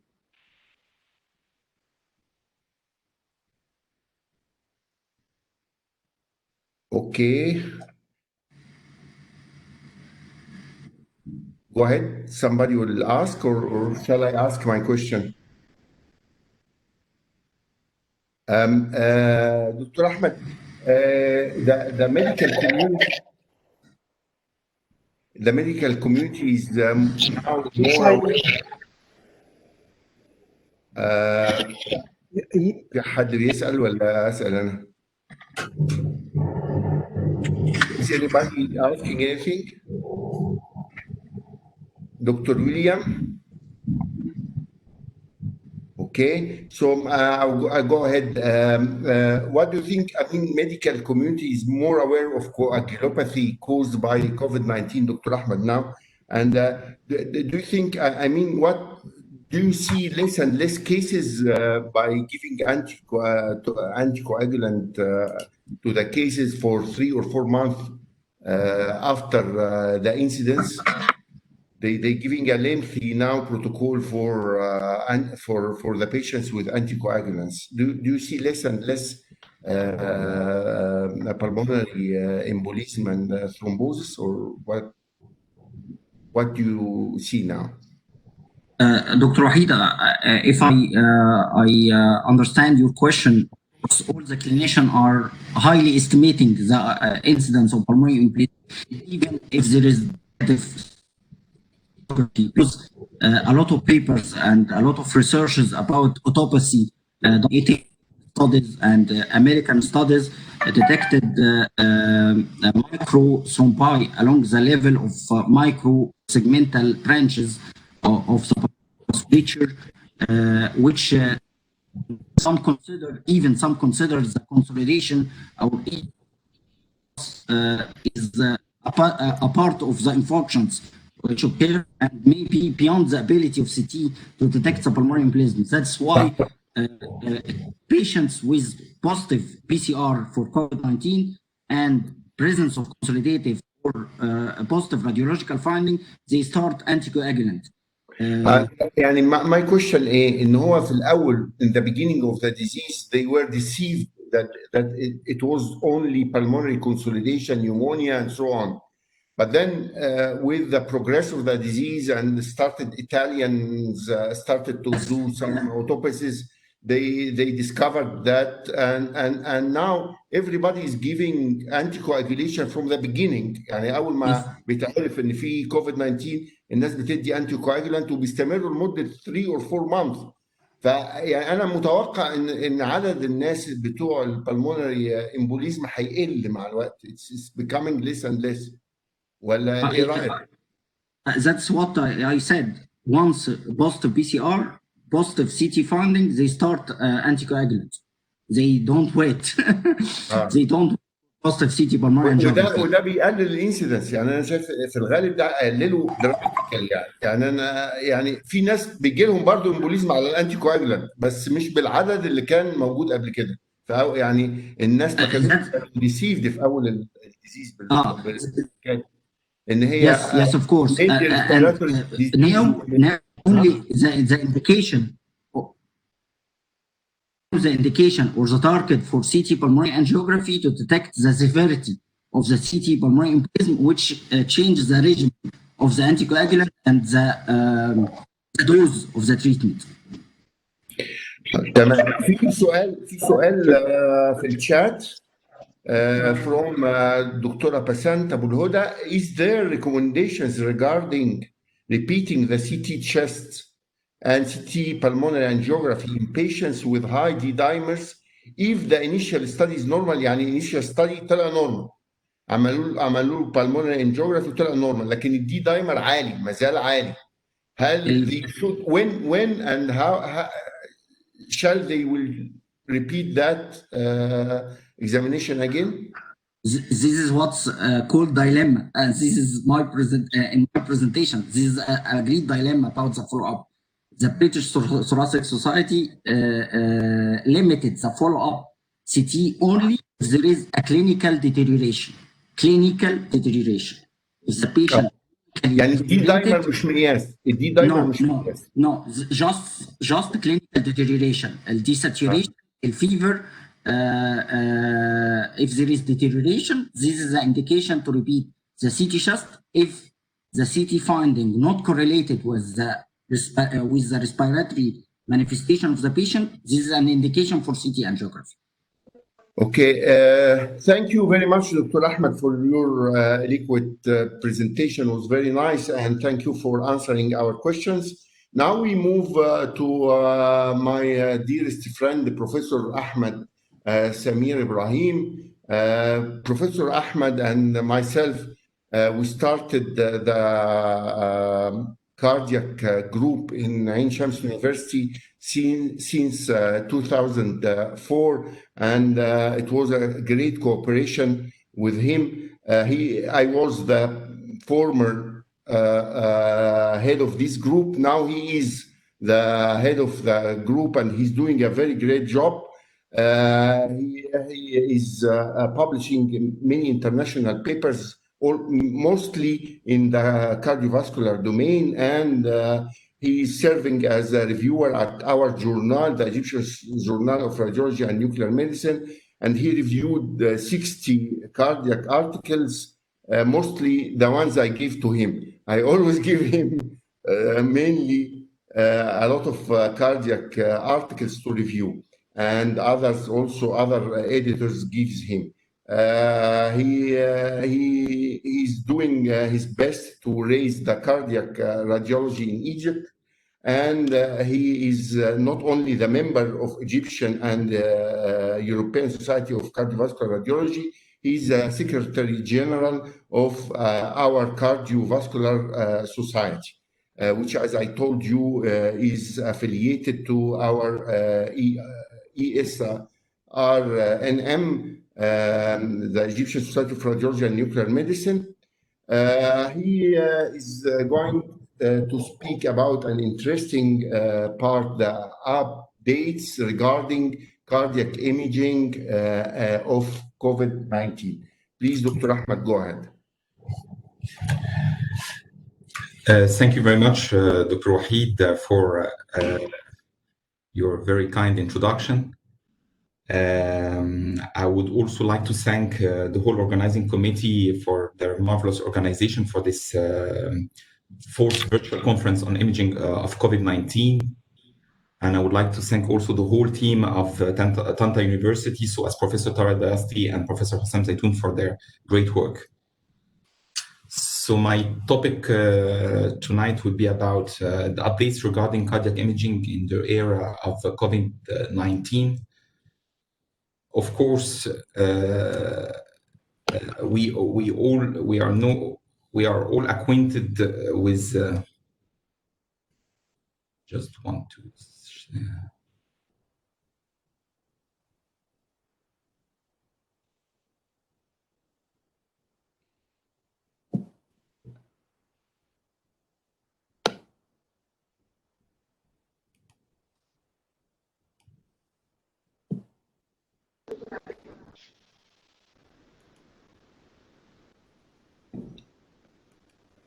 just a problem in yes.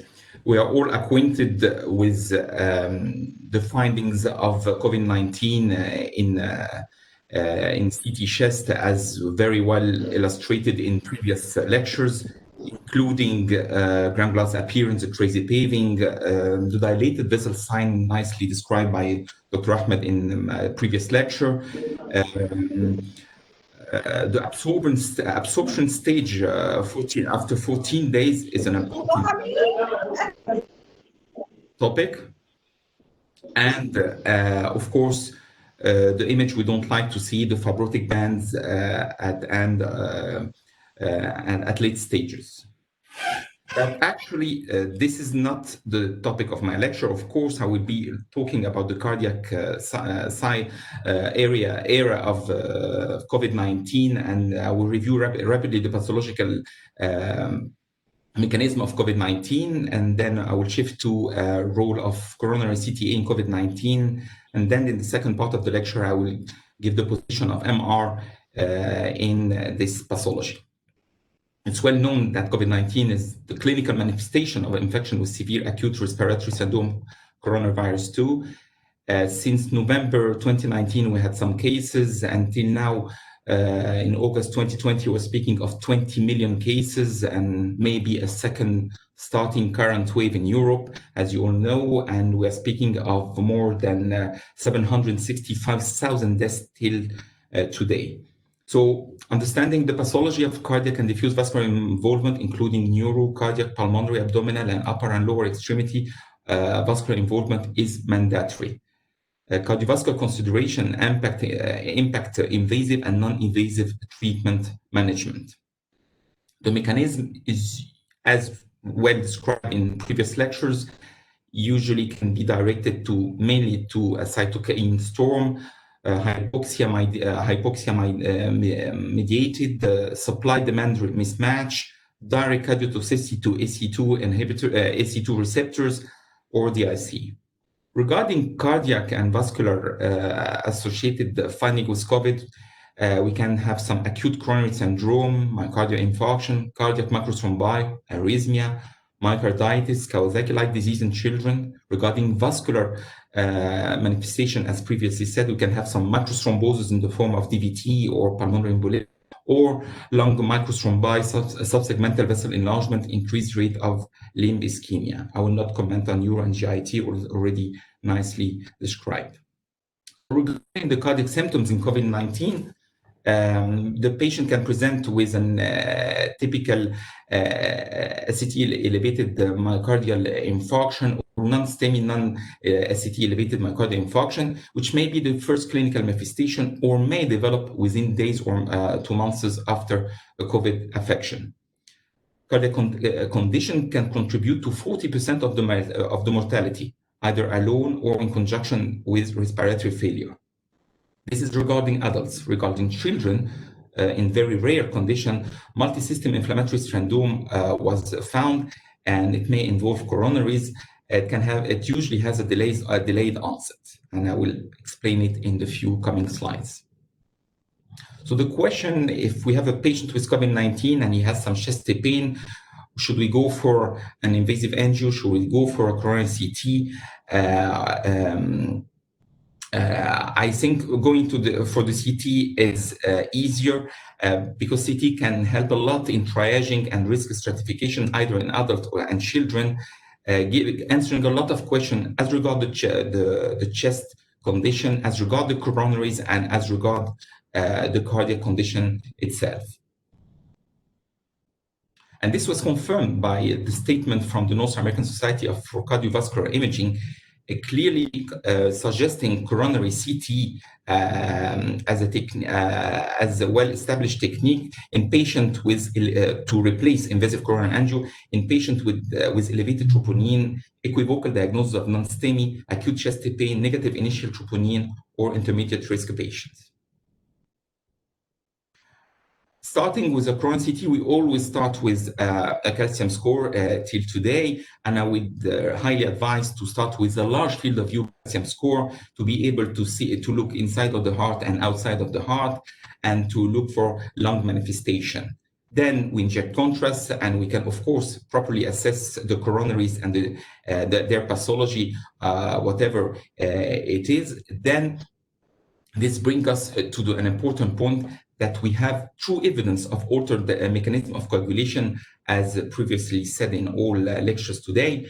This was confirmed in this Chinese study published in February, comparing survivors to non-survivors, to non-COVID survivors, showing much higher rates of D-dimer level elevation and prothrombin level, and superior rates of disseminated intravascular coagulopathy. This second Italian paper published last April that studied mainly the cadavers clearly confirmed the presence of small thrombi present in renal glomeruli, in spleen and heart, and dermis and testis, together with an increase of 2.7 in the rate of angiogenesis, which is the clearly distinguished feature in COVID compared to other viral influenza infection.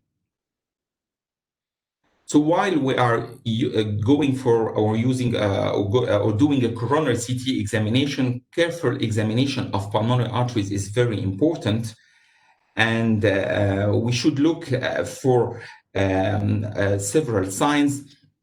And in this nice paper by Julie Helms and colleagues, comparing 150 COVID patients with acute respiratory distress syndrome, 64 had thrombotic complication, mainly PE, and they also had what we call the dilated vessel sign.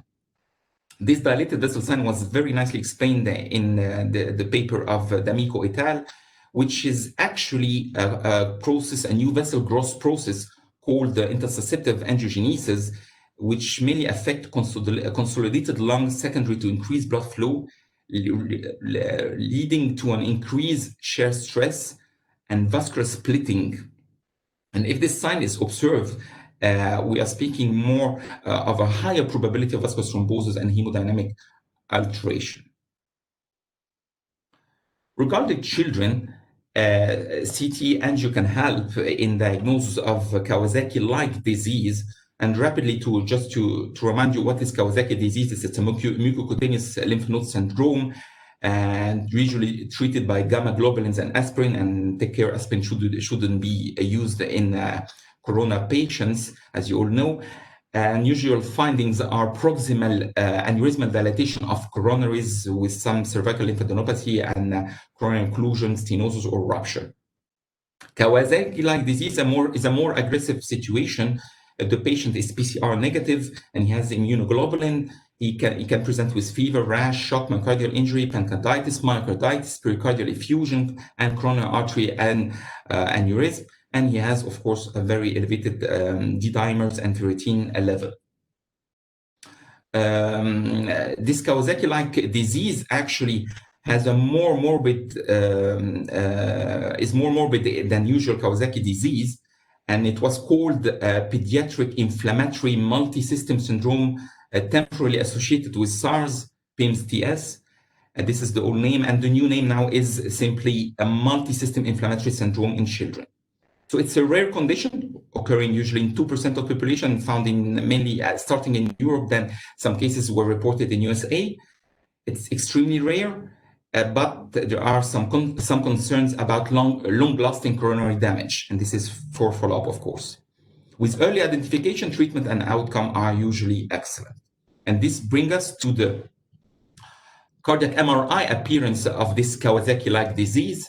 So this nice French study by Eleanor Blondiot, published in last June, confirmed the presence of diffuse myocardial edema in this patient without evidence of any necrosis or late gadolinium enhancement or fibrosis.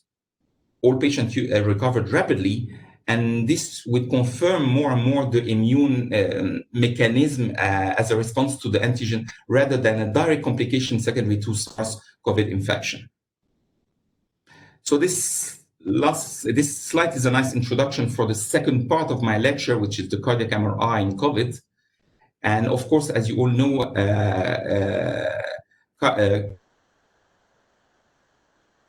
established technique for assessment of the myocardium. And I would propose this protocol for patients with COVID-19 if they are coming for a cardiac MRI examination, starting with some blood images as usual for anatomy. But what's more important is to really assess the whole lung using white blood images from covering the whole chest region in axial cuts, actually. And not to forget, of course, the T2 fat suppression sequence, which are very important for detection of edema, combined with the T2 mapping images if available on your machine. Of course, we must inject contrast and go for late gadolinium enhancement cuts and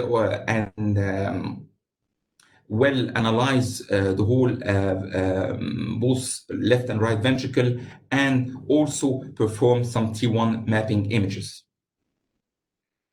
T1 mapping images, as you know, just as a small reminder, are very sensible for detection of different type of pathologies within the myocardium, including acute myocardial infarction, which is our area of interest. On a 1.5 Tesla machine, you all know normal values are usually around below 1,000, and on a 3 Tesla machine, values are usually around below 1,200 in most of cases. T2 mapping images are important, and usual values are around or below 50.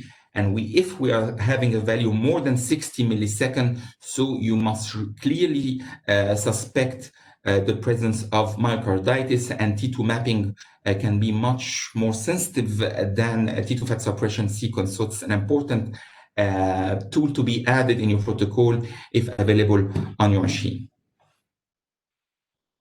Just I would like to stop a little on the role of chest MRI, because we had some patients that were pregnant or some patients with renal failure and couldn't go for conventional CT exam with contrast when suspected PE. Just would like to remind you that actually chest MRI is highly possible in nowadays. We have cardiac motion control, we have respiratory motion control, and we can cover the whole chest and get very nice images, not using any contrast. And the fact chest MRI, as you all know, is giving no radiation, giving high spatial resolution, is reproducible and repeatable, and can very nicely demonstrate and show us the pulmonary arteries. And of course, we can very nicely diagnose cases of PE, and even we can see in some cases the areas of perfusion defects. So we shouldn't forget chest MRI as a modality, especially in pregnant women and in patients with renal impairment. A small Russian study tried to perform some chest MRI. Actually, they didn't go for ECG-gated examination, but I think images would be much better if they went through this technique. But what was interesting, that they managed to clearly detect the features of COVID and viral pneumonia and assess the severity of lung damage. However, they had a very small sample of cases, I think 15 cases. But this is an interesting idea. Returning back to the heart, so there is a very important study and paper I really advise you to read about cardiac and myocardial injury in COVID-19 by Antonio Esposito et al., published in JACC 2020. And to resume the paper, they found that most of patients with COVID-19 would present with myocardial edema, as you can see here. And this was confirmed by the T2 mapping elevated values above 60, with no late gadolinium enhancement or fibrosis, which confirms more and more the theory of myocardial edema secondary to inflammatory reaction and capillary leakage more than a direct toxic effect on the myocardial cells. This situation associated was also, and they also found in their study some cases with Takotsubo-like pathology with dilatation of the apical portion of the left ventricle, and this whole syndrome was named acute myocarditis COVID-like syndrome. And in these patients, if they had an elevated troponin level, this would increase and worsen the outcome of this patient. A really interesting paper published in last June, actually.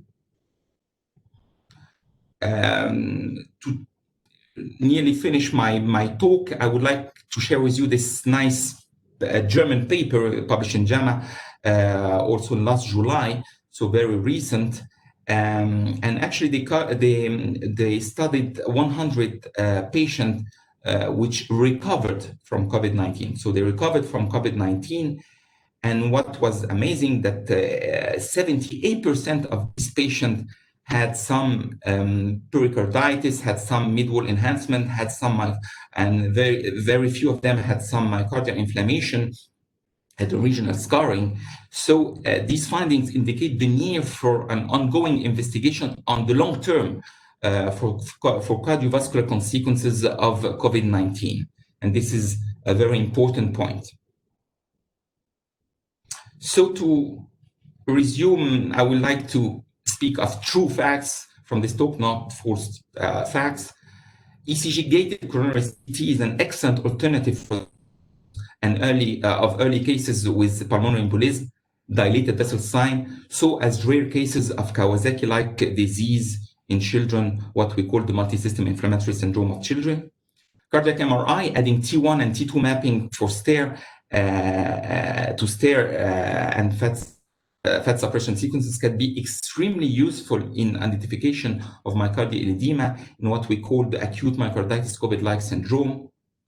Using cardiac MRI, ECG-gated respiratory, ECG and respiratory-gated protocol, including SSFP axial cuts covering the whole chest, can really be helpful in the depiction of cases of PE, especially in patients with electrical function and in pregnant patients. And of course, we still really have a lot to learn from COVID-19. To finish, don't forget, best prevention from COVID-19 is to wash your hand and wear a mask. And thank you very much. Okay, thank you. Thank you very much, Dr. Ahmed, for your nice talk. You covered the subject in a very good way. Dr. Ahmed Shenouda is thanking you for giving the lecture, our great friend, Dr. Ahmed. And we have a question here. Dr. Tommy is asking, is it worth to perform a triple rule-out CT protocol in COVID patients with chest pain? Actually, this depends on the technician you have. So if we have a very experienced technician, he can actually go directly for this triple rule out protocol to confirm the normal status of the coronaries together with and exclude the presence of pulmonary embolism. And actually, we can go directly also for a coronary CT protocol and just try to acquire the images slightly earlier to be able to see the right side of the heart and the left side of the heart, but this needs a very well-experienced technician. يعني to my mind I think لو انت عندك شك thrombosis في one of them يعني pulmonary artery أو coronary, why don't you go and get the benefit of getting both يعني على الأقل. احنا طبعا we have no doubt about this aortic dissection, لكن one of them is opening the door for the other. There is another question. اتفضل يا احمد. Sorry. A triple rule out protocol will cover the pulmonary embolism easily. But if the patient was scanned with a coronary CT protocol, you can in all cases very nicely see the pulmonary embolism in pulmonary arteries. There is no problem at all.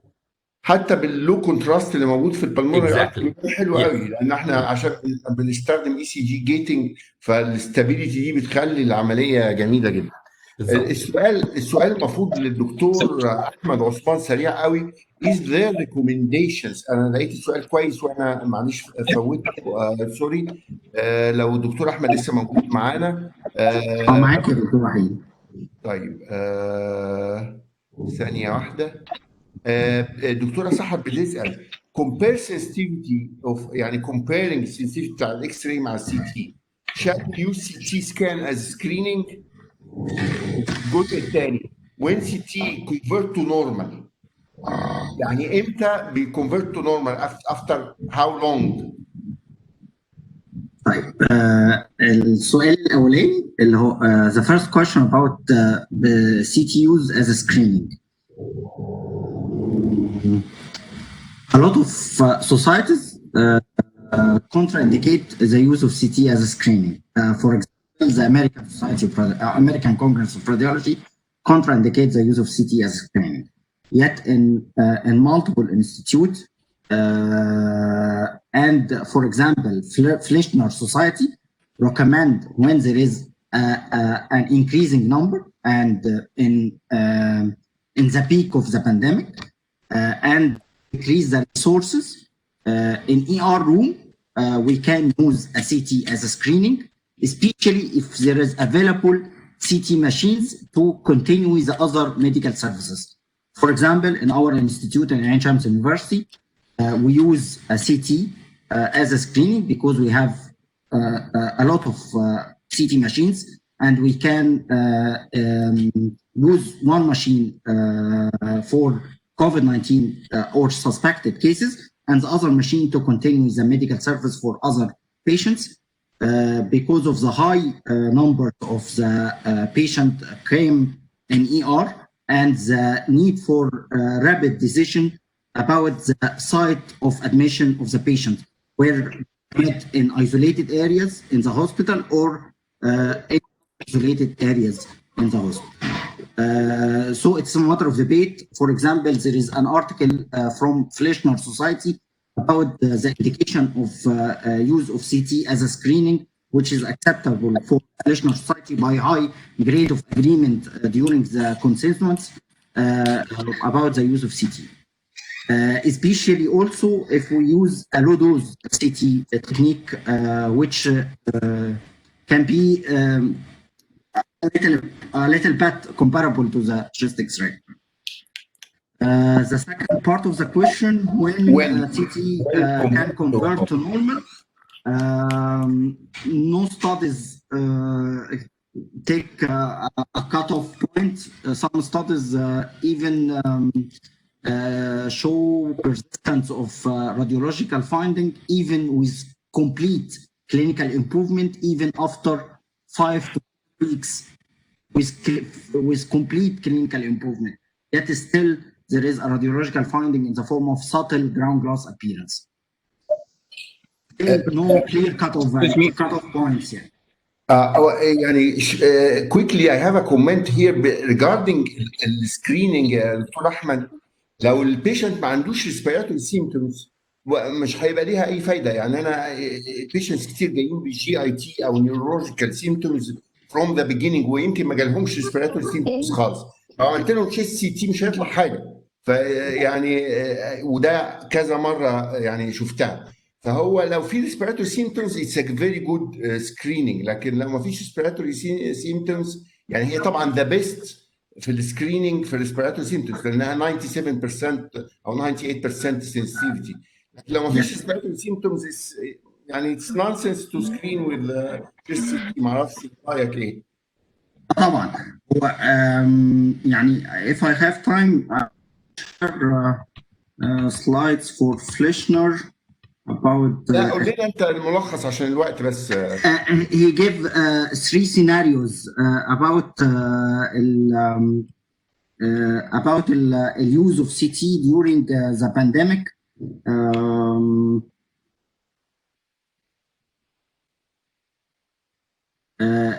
And يعني of course I'm with your opinion about the use of CT during the pandemic with the clinical symptoms.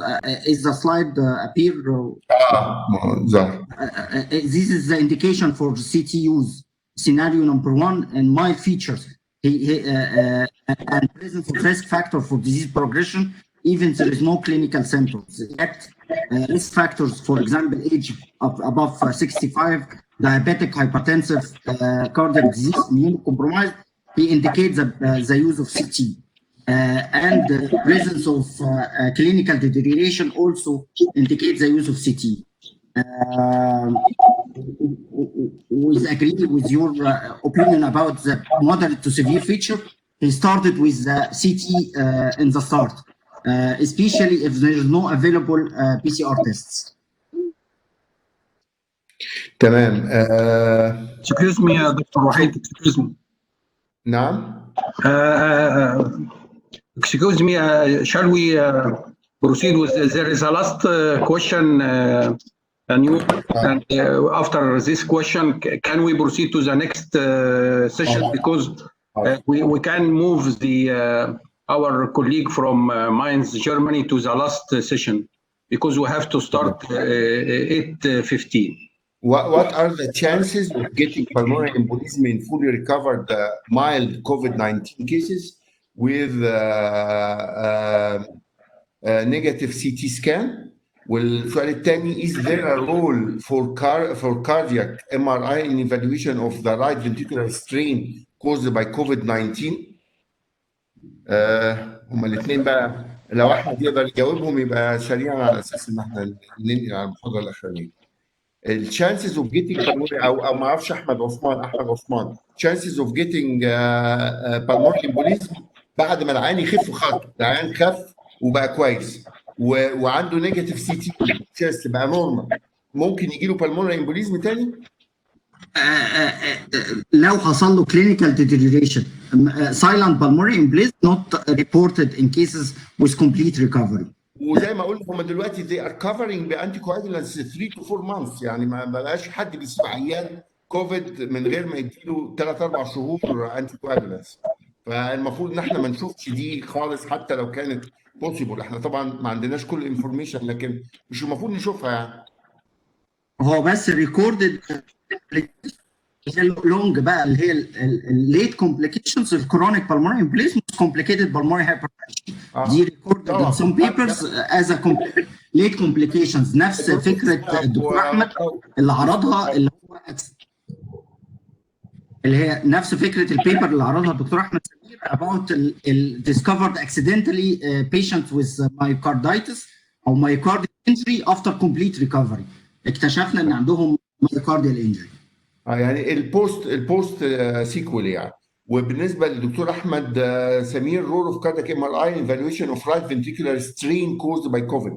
والرايت فنتريكولار سترين الاسسمنت بتاعه اساسا صعب. The right ventricular strain can be assessed by MRI, there is no doubt, but we can also get very nice signs with CT.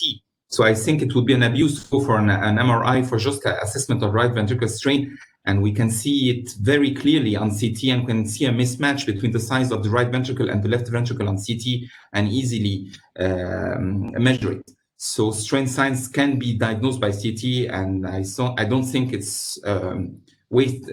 I think it's a waste of resource to go for MRI in such a case.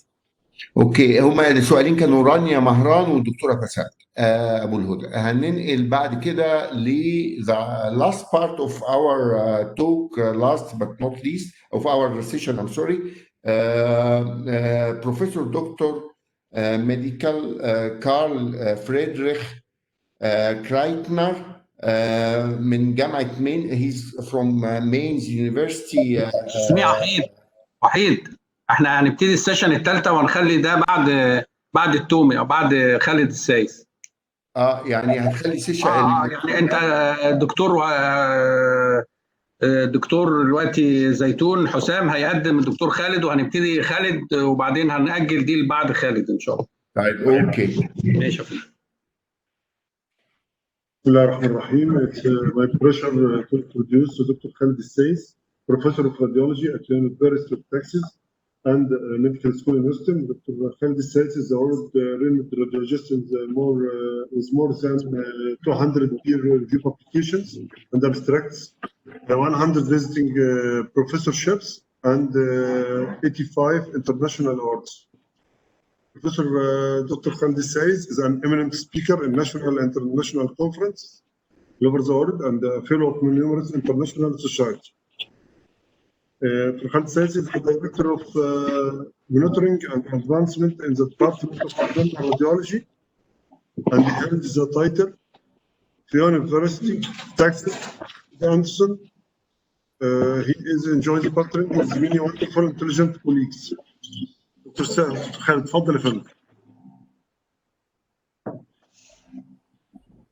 Our lecture is about reading abdominal CT during the COVID-19 pandemics. What radiologists need to know. Thank you very, very much, Dr. Hussam, and thank you very much, Doctor. It's very nice to see all of you, Dr. Wahid, Dr. Tariq, Dr. Tomi, everybody. I miss all of you. So, Bismillah ar-Rahman ar-Rahim. I'm going to talk about reading abdominal CT during the COVID-19 pandemic, what radiologists need to know. So I'm going to talk about some experiences based on the personal observations and published literature and our own published also literature. So I'm acknowledging Dr. Victoria Cherniak. She shared with me some materials for this lecture. Several studies have evaluated the chest imaging findings in COVID-19, which helped improve understanding of how the disease affects the lung. We knew now the pathogenesis that the main link was that angiotensin converting enzyme 2, one of the main targets of coronavirus or COVID-19 or SARS-CoV, whatever. This particular enzyme has a high surface expression in lungs, small bowel vasculature, suggesting that abdominal viscera may also be susceptible to injury. So there was initial report, but more recently also reports have documented that gastrointestinal symptoms, liver injury, and vascular findings are more common among patients who are positive for COVID-19 than previously realized. And radiologists, we may be the first to detect findings that indicate severe underlying gastrointestinal pathology in COVID-19 patients who may otherwise have fairly non-specific gastrointestinal symptoms. So don't overlook digestive symptoms. And this was an early study published by Chinese hospital, and they said don't overlook digestive symptoms. Okay, so why did they say that? They said that because they found that 18 or more than 18% of COVID positive patients presented with abdominal symptoms. So 18%, that's not insignificant, okay? And they even found that 5% had isolated gastrointestinal symptoms without respiratory complaints. And I'm sure that we also hear that all the time from our even relatives and neighbors and the friends that they get all of these abdominal manifestations even before the respiratory manifestations. That's in, as I said, 18% have abdominal manifestations, and 5% can even present with isolated gastrointestinal manifestations. And we've also, this is, after this initial observation, there were few papers published in the literature. This is one of them in abdominal radiology. This is another one in radiology. And they talk about the observations, abdominal observations in patients with COVID positive disease. So what was the most clinical indication. And we also, this is my own paper for in radiographics about venous thrombosis and hypercoagulability in the abdomen and pelvis and findings in COVID-19 patients.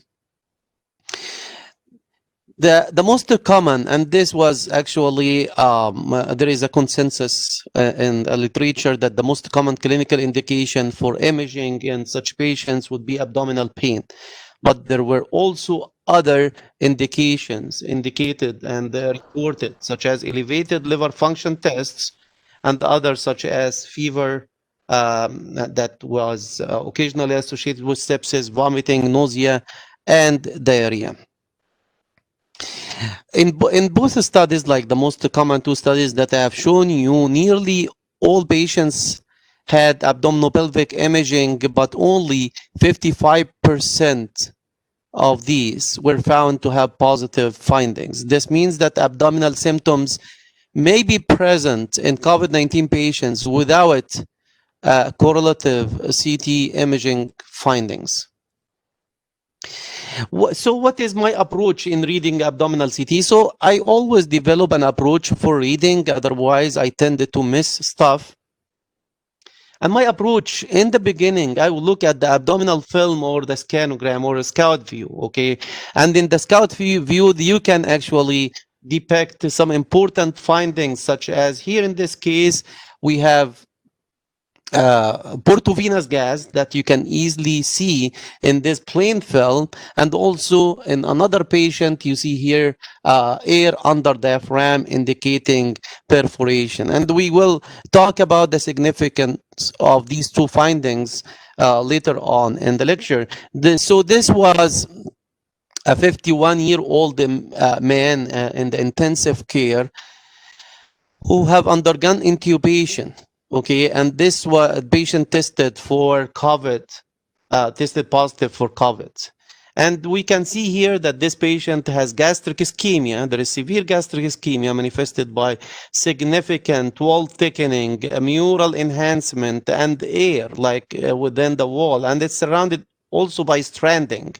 Okay, so this is in the gastric wall, but you can also see portovenous gas in the same patient here, indicating ischemia. And in the coronal view, you can confirm the same findings in the gastric wall, but you can also see in the lung basis these ground glass bilateral infiltrative opacities. And this will take us to also to our approach. And because the second thing in my approach after checking the scout view is the lung basis. And we all know for abdominal radiologists, they tend to overlook anything outside the abdomen. So outside the pelvis, below the pelvis, they tend to overlook the last image, the first image, also in the chest and lung basis. For the people who are really super specialized, they may overlook it.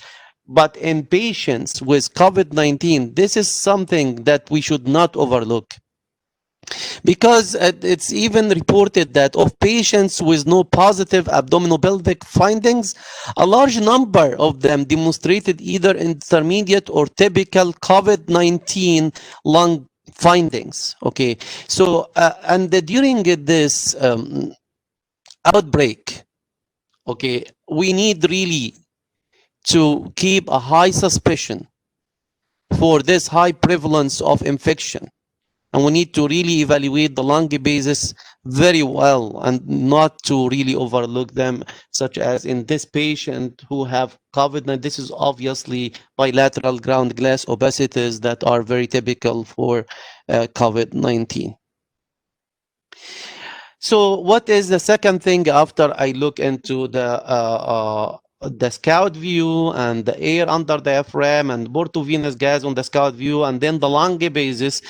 I look into the abdomen, and the most important thing in my abdominal CT is to really look at the bowel with high suspicion this time, because also the bowel is one of the things that radiologists tend to overlook, especially with finding like that. You just see here some wall thickening in the bowel, right?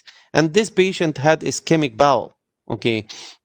this patient was another patient, and a misconception people have is that with bowel ischemia you only see hypo enhancement of the bowel wall, but in such case you have hyper enhancement due to hyperperfusion stage, and you can see hyper enhancement like that, and this is again indicative of ischemia. This is another or end stage of ischemic bowel where you see pneumatosis intestinalis. That's very difficult to really miss or overlook, and this is another phase of ischemia. And these patients were all COVID positive patients that I'm showing you their images. So what else we need to take a look at? Again, anything that has to do with ischemic manifestations due to the pathogenesis, which we already now know very well of the COVID-19, such as in this patient. This patient has some bilateral infiltrative ground glass opacities, and this is you may say that this is not very typical, but still it raises a reasonable level of suspicion, right? But in the abdomen here, what you see in the left renal vein, we see here this thrombus within the left renal vein, and you see this wedge-shaped area of infarction noted posteriorly within the left kidney, secondary to this ischemic thrombosis of the left renal vein. So this is another thing that is very important to look at, which is any vessel, any vascular thrombosis, any sequela of ischemia in the abdomen and the pelvis. This is something that you should take with high suspicion in the era of COVID-19. Another patient here also tested positive for COVID-19, and this was also associated with some ground glass bilateral opacities in the lung and some pleural fluid.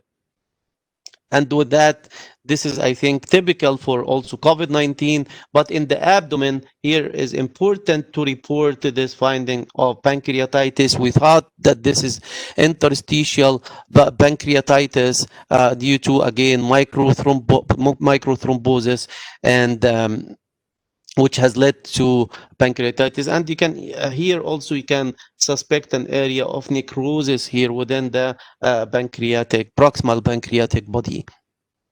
So those are all findings that were we have seen and reported in patients with COVID-19. There's another patient with COVID-19, and sometimes the findings can be really non-specific. So this patient had diarrhea, so you see flow stools in the colon, and you see ground glass faint opacities in the lungs. It's not really typical, but still in a patient who tested positive for COVID-19, and these were associated findings. So what are, to wrap up, abdominal CT findings, very important. Anything that has to do with ischemia is to report. And I mentioned some of my approach, starting by checking the scout view and lung basis, and then delving into the abdomen, where you look for, more importantly, the bowel, because the bowel is very sensitive to ischemia, and the various phases and various stages of bowel ischemia, starting from just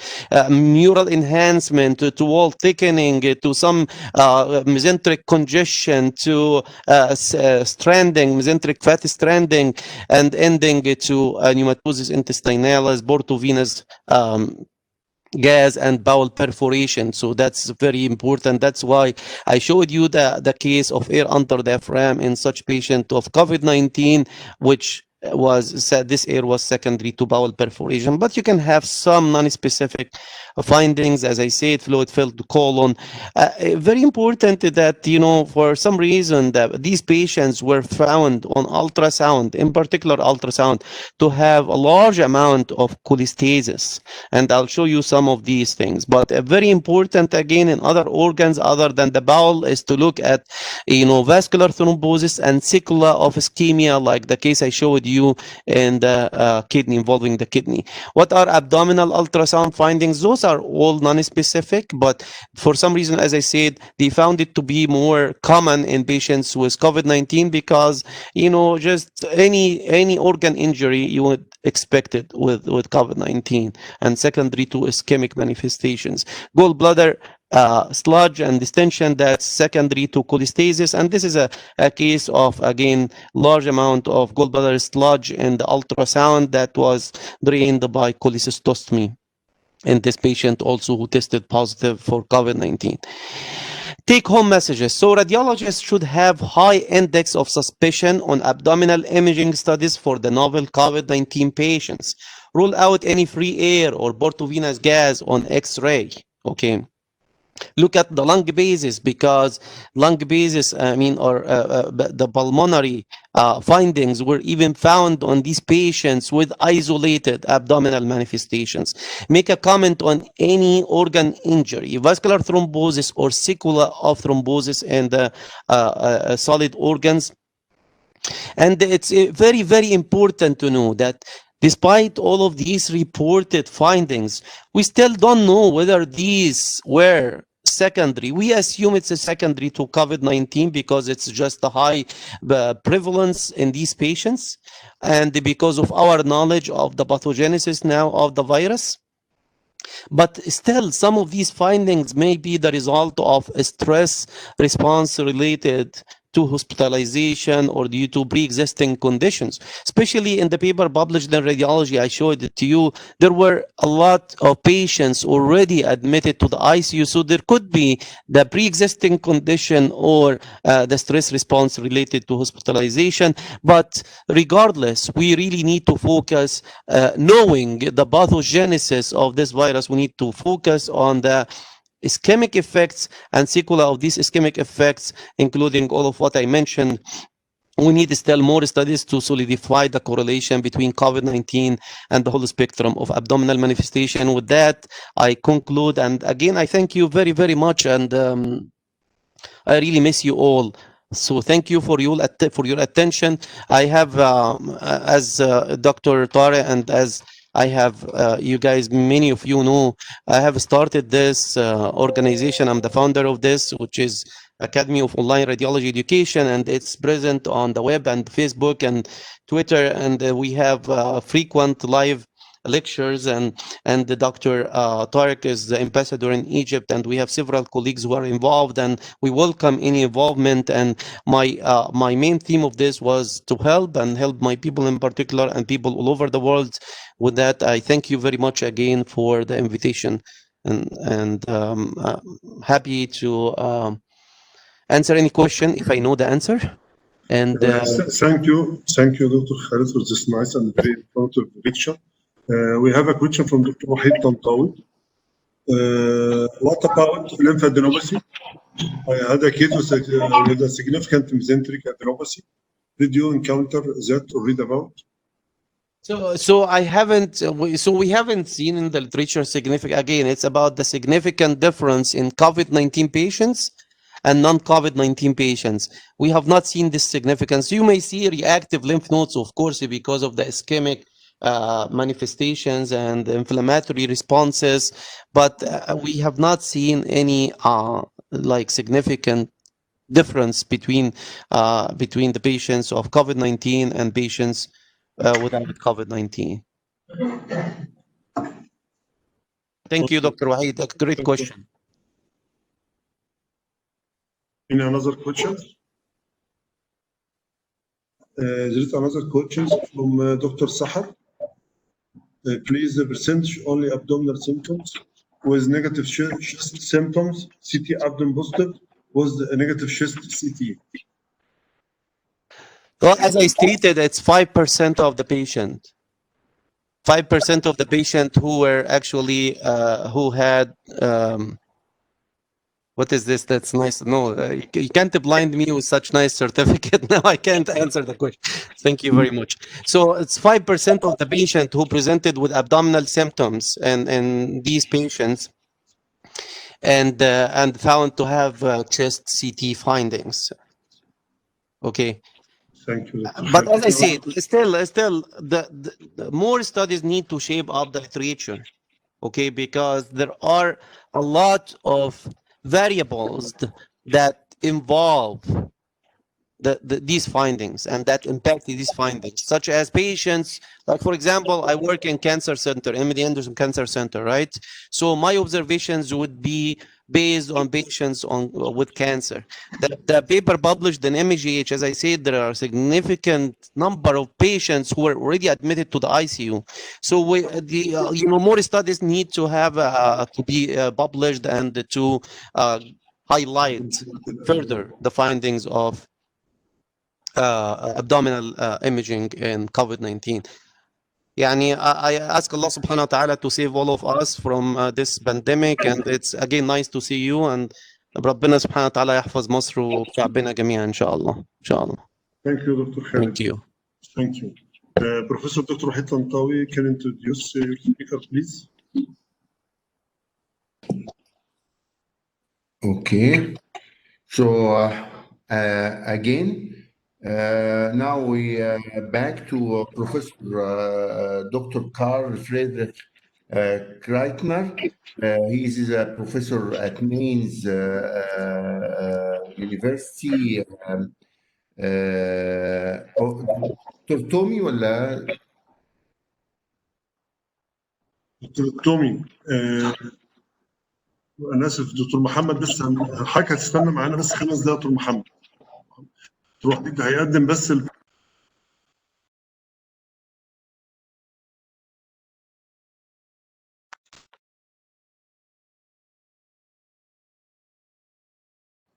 اتفضل دكتور وحيد، اتفضل.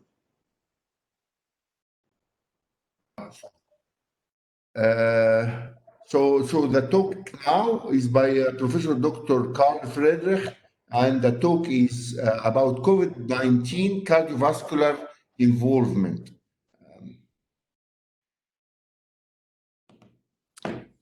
Good afternoon, ladies and gentlemen. In the next 15 minutes, I just want to bring you a little bit closer the possible cardiovascular involvement in patients with COVID-19 infection. I have nothing to disclose. Before we get a little bit closer to this topic, just remind the fact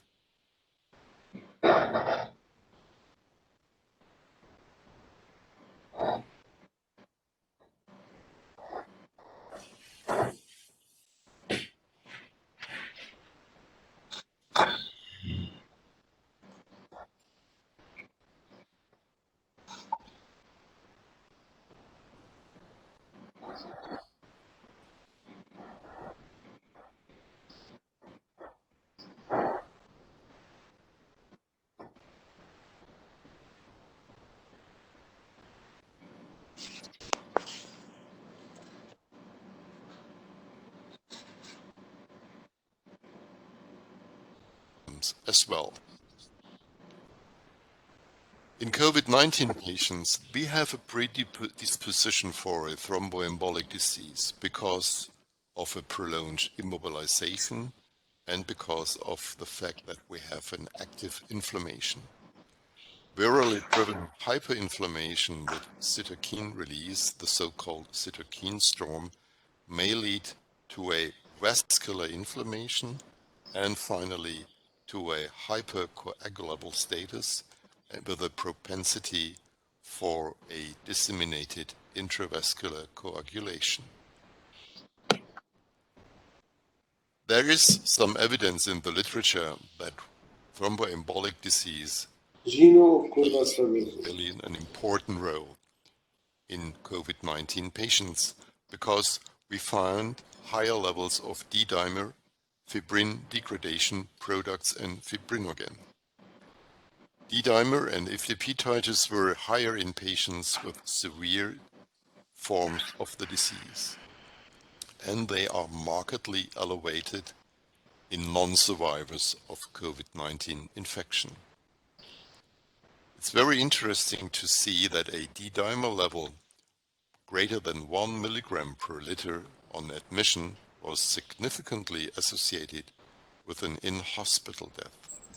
A very significant odds ratio of 18.4 in one study. Clinically, colleagues make the experience that respiratory failure is not always driven by the acute respiratory distress syndrome alone. And in these cases, you have to think over the fact that indeed a pulmonary embolism may be something upon the infection in the lungs that leads to the deterioration of the patients. I think very interesting are autopsy findings, and there is one center in Germany who had the possibility to make autopsy studies on, in total, 80 consecutive patients who died of COVID-19, and they found that deep venous thromboembolism was present in 40% of patients, and in 21% of patients they found pulmonary emboli, within a total of 10%, the degree of pulmonary embolism was fulminant. So just some images from these publications where you can nicely see either the thrombi in the calf or thigh vessels, and on the other side pulmonary emboli in the pulmonary arterial bed. And as a sign for a general tendency of thromboembolism, thrombosis in prostatic veins, which was a common finding in the male population of their autopsy studies. In clinical studies, the reported incidence of pulmonary embolism varies between 22 and 30%, and it was significantly higher in patients from the intensive care units. Patients with acute pulmonary embolism presented with higher levels of D-dimer. And there are some studies available where people are thinking of creating something like a threshold. That means a value on which you can say, well, this patient might have a great risk, or he definitely has a pulmonary embolism. And it is here listed on this slide, threshold values between 2.66 milligrams per liter to 3.11. These are preliminary studies, and we just have to collect more information about that. And it's interesting that these increases of D-dimer are associated with an increased risk that you will die of the disease. Another point, these are the images that we usually acquire. It's not the topic of this talk to demonstrate you the extent of pulmonary embolism, but what you also can see is that you have in these patients typically parenchymal findings of COVID-19. What is very important in this context is that the risk for an venous or arterial thrombotic event increases the longer you are in-house, especially at the intensive care unit. This is a study from Fredericus Klok from the Netherlands with a subset of patients, and he could show that after around 12 days you have a 33% risk that you are dealing with a thromboembolic disease. The vast majority of these patients, they suffered from acute pulmonary embolism. So what can we conclude, or what can we recommend? There are some recommendations available, especially from our Dutch colleagues, who say that inpatients should be treated with a prophylactic dose low molecular weight heparin, and D-dimer should be determined in all patients who were admitted or who are admitted to a hospital, and depending on the value, you should make some risk stratification. For example, if the value is below 1 milligram per liter, you should try to treat them with a low molecular prophylactic dose of heparin. But if you have an increase to 2 to 4 or above 2 to 4, then you should consider repeat testing to be sure that indeed this was not a laboratory default, and you should also consider imaging for PE in these patients. Why should you do this? Because then you have to change your dosage from a prophylactic one to a therapeutic one. Coming to cardiovascular involvement and risk factors in general, I think this is a very nice overview showing you that cardiovascular pre-existing diseases are associated with an increased risk that the COVID-19 infection has a fatal outcome. And this makes this disease dramatically different to a normal influenza. It has some similarities to the SARS epidemic, and it's totally different to MERS, which was, well, a localized endemia in the Middle East and in Europe. So what's about cardiac manifestations of the disease? It can be acquired by testing the high sensitive troponins or the NT-proBNP. An elevation of these cardiac biomarkers above the 99th percentile of its upper limit of normal is an indicator that you have a cardiac involvement of the disease. And what studies have shown is that increased levels of high sensitive troponins correlate with disease severity and mortality rate, even after controlling for other comorbidities. And lastly, non-survivors offered a higher level of troponins, which continue to raise until death, while the troponin levels for survivors remained unchanged. These are the corresponding studies where these facts could be clearly shown, and just look at this numbers of the mortality between patients with cardiovascular disease and elevated troponins in comparison to those without cardiovascular disease and normal troponin levels. And on the other side, the time between symptom onset or time from admission to death is significantly different in those patients with a cardiac injury. And these patients indeed present an elevation in a continuous rise in their lab parameters during their stay in the intensive care unit or in the hospital in general. So, from where can these myocardial manifestations come from? It might be a direct myocardial injury. Think of the fact that an inflammation may lead to a direct myocardial injury. The systemic inflammation, the cytokine release, and the disseminated intravascular coagulation. Also think of the fact that this inflammatory situation leads to a higher myocardial oxygen demand, and there may be, as a result, a mismatch between demand on one hand and supply on the other. Ischemic injuries is theoretically possible because inflammation leads to a plaque instability, but acute infarctions are not reported so far. But what we have to do is, or what we are dealing with, are non-ischemic myocardial injuries, for example, infection-induced myocarditis, based on that a stress-induced cardiomyopathy, or as a sign for a direct myocardial injury, that what we are calling MINOCA. One thing you should not forget, arrhythmia may be also one of the first clinical and severe signs in these patients.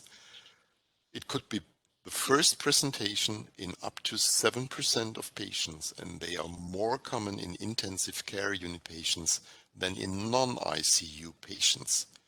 They are due to electrolyte imbalances and maybe a consequence, a sequelae of high inflammatory stress with release of troponins. In this slide, all these effects, what can be done by the virus, are summarized. I just want to fix a little bit on the COVID-19 associated myocardial inflammation. There are only a few case reports available on this. what you should know is that the spectrum associated with myocardial inflammation varies. It ranges from typical appearances of viral myocarditis, but goes over stress-induced cardiomyopathy to dilated cardiomyopathy-like appearances with signs of persisting inflammation. And typically, these patients do not present with chest pain due to lung infection, but with another kind of chest pain and dyspnea. And I just want to show you two patients from our in-house acquisitions, where here is a typical patient. He presents with the typical signs of viral myocarditis. And here is another patient who presented with heart failure. And the signs of inflammation, they are only discrete. But as you can see, the patients improved after 3 weeks. Interestingly, the swabs for SARS-CoV-2 were all negative in these patients. And this was the reason why we sent them to endomyocardial biopsy. And histology revealed that there was no cardiomyocyte necrosis, leading to the first diagnosis of a borderline myocarditis. But at the end, we could demonstrate that in these specimen there was SARS-CoV-2 genome available, which we documented with a reverse transcriptase PCR assay. And what's perfectly fits to this are a study where they used electron microscopy, where you can nicely depict these viral particles, and especially the fact that these particles are not in the cardiomyocyte itself, but in adjacent interstitial inflammatory cells. So what are my take-home points? Cardiovascular involvement has a significant impact on prognosis in patients with COVID-19. It seems useful and sensible to control for D-dimer degradation products, high-sensitive troponins, and NT-proBNP during admission and in the course of a hospital stay. Initiate timely imaging in case of suspected thromboembolism, and always outweigh the risk between hemorrhage and the benefits of anticoagulation in patients with elevated coagulation parameters. Thank you very much for your attention.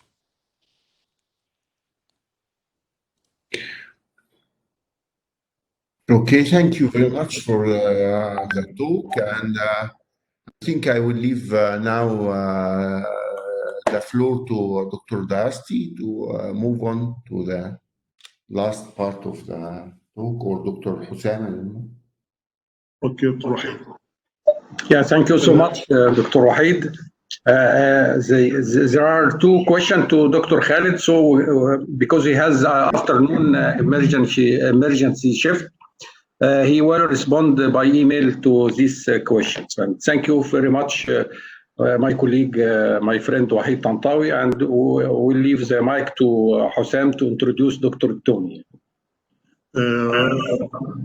We now with Dr. Mohammed Tomi, Professor of Radiology, طنطا University, former Fellow of Radiology, Cincinnati Children's Hospital in USA, Pediatric Radiologist, member of Egyptian Society of Radiology, member of the North American Society of Radiology, and member of European Society of Radiology. And he's talk about the pediatric imaging in COVID-19 epidemics. What do you think, Professor Tarek, if we give some comment or question till the lose the problem?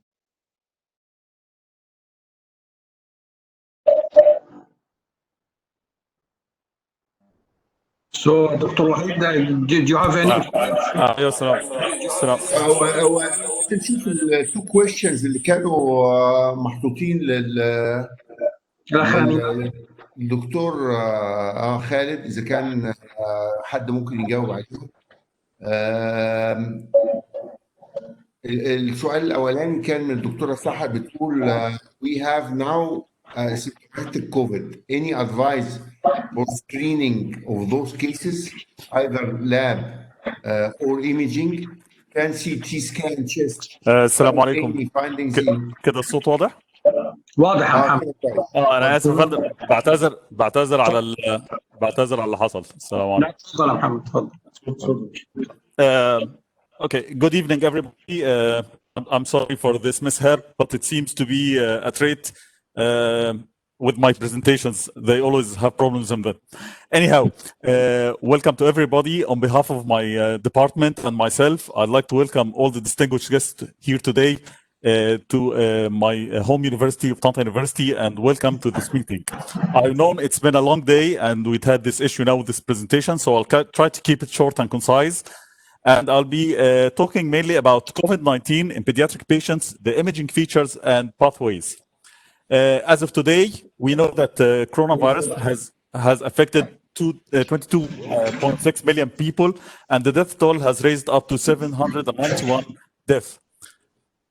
What we know about COVID-19 in pediatric patients, and thanks for all the speakers before me, you've made my life much easier. I won't be going into too much details, but I'll be talking about this, what we know about COVID-19 in children, that the reported incidence of children affected is low. It's between 1.7 and 2.4% of the cases.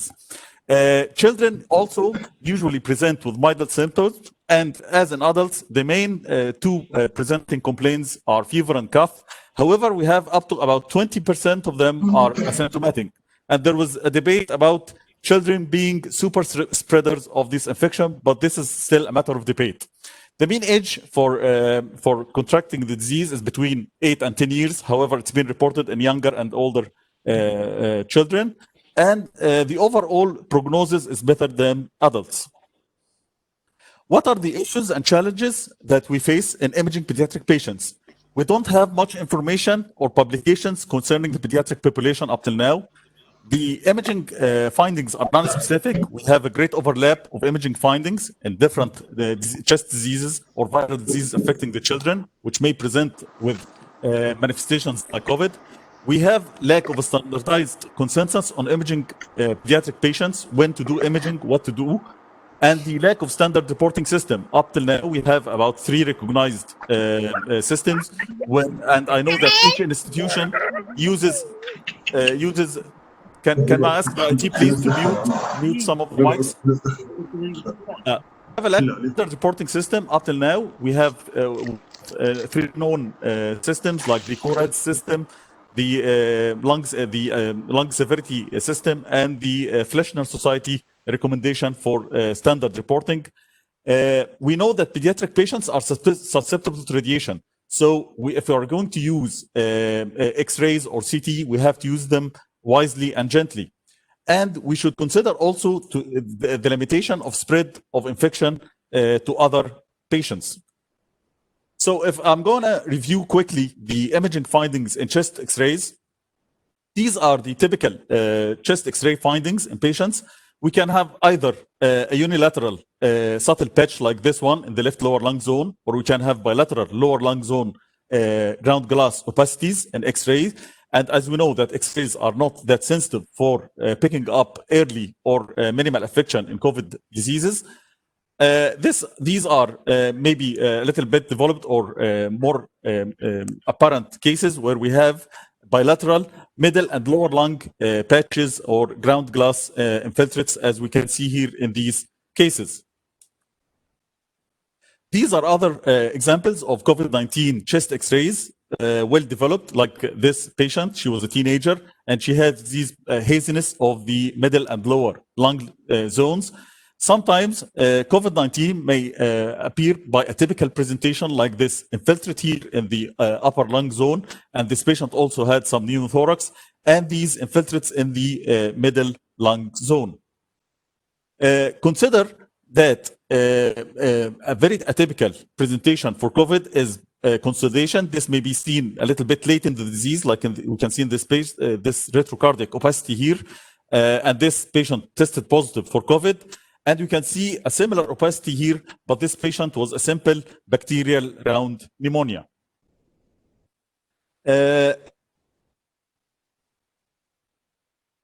We can see here also other chest, we can see also other viral infections presenting with features similar to that of COVID, like the H1N1 infection and the Middle East respiratory syndrome, presenting by these bilateral middle and lower lung zone patches. These images, of course, are not mine. These are from the literature, and the references are presented down below. I'll mention them in the end. They are great resources to read from.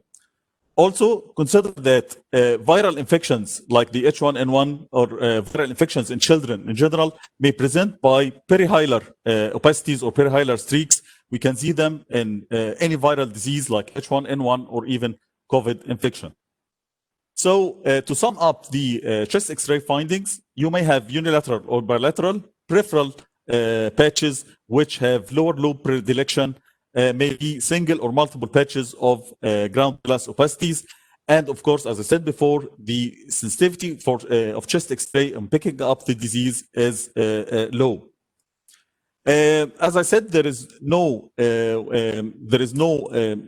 well-established consensus or language to report, but the well-known are those derived from the Fleischner Society or the correlate system. Use whatever you like. This is the classification derived from the Fleischner Society consensus, where they categorized the chest X-ray findings into 4 findings, either typical, like this, bilateral, lower lung zone infiltrates with the predilection to the periphery, or indeterminate, like as I said, like those you can see in any viral infection, peribronchial and perihilar linear streaks.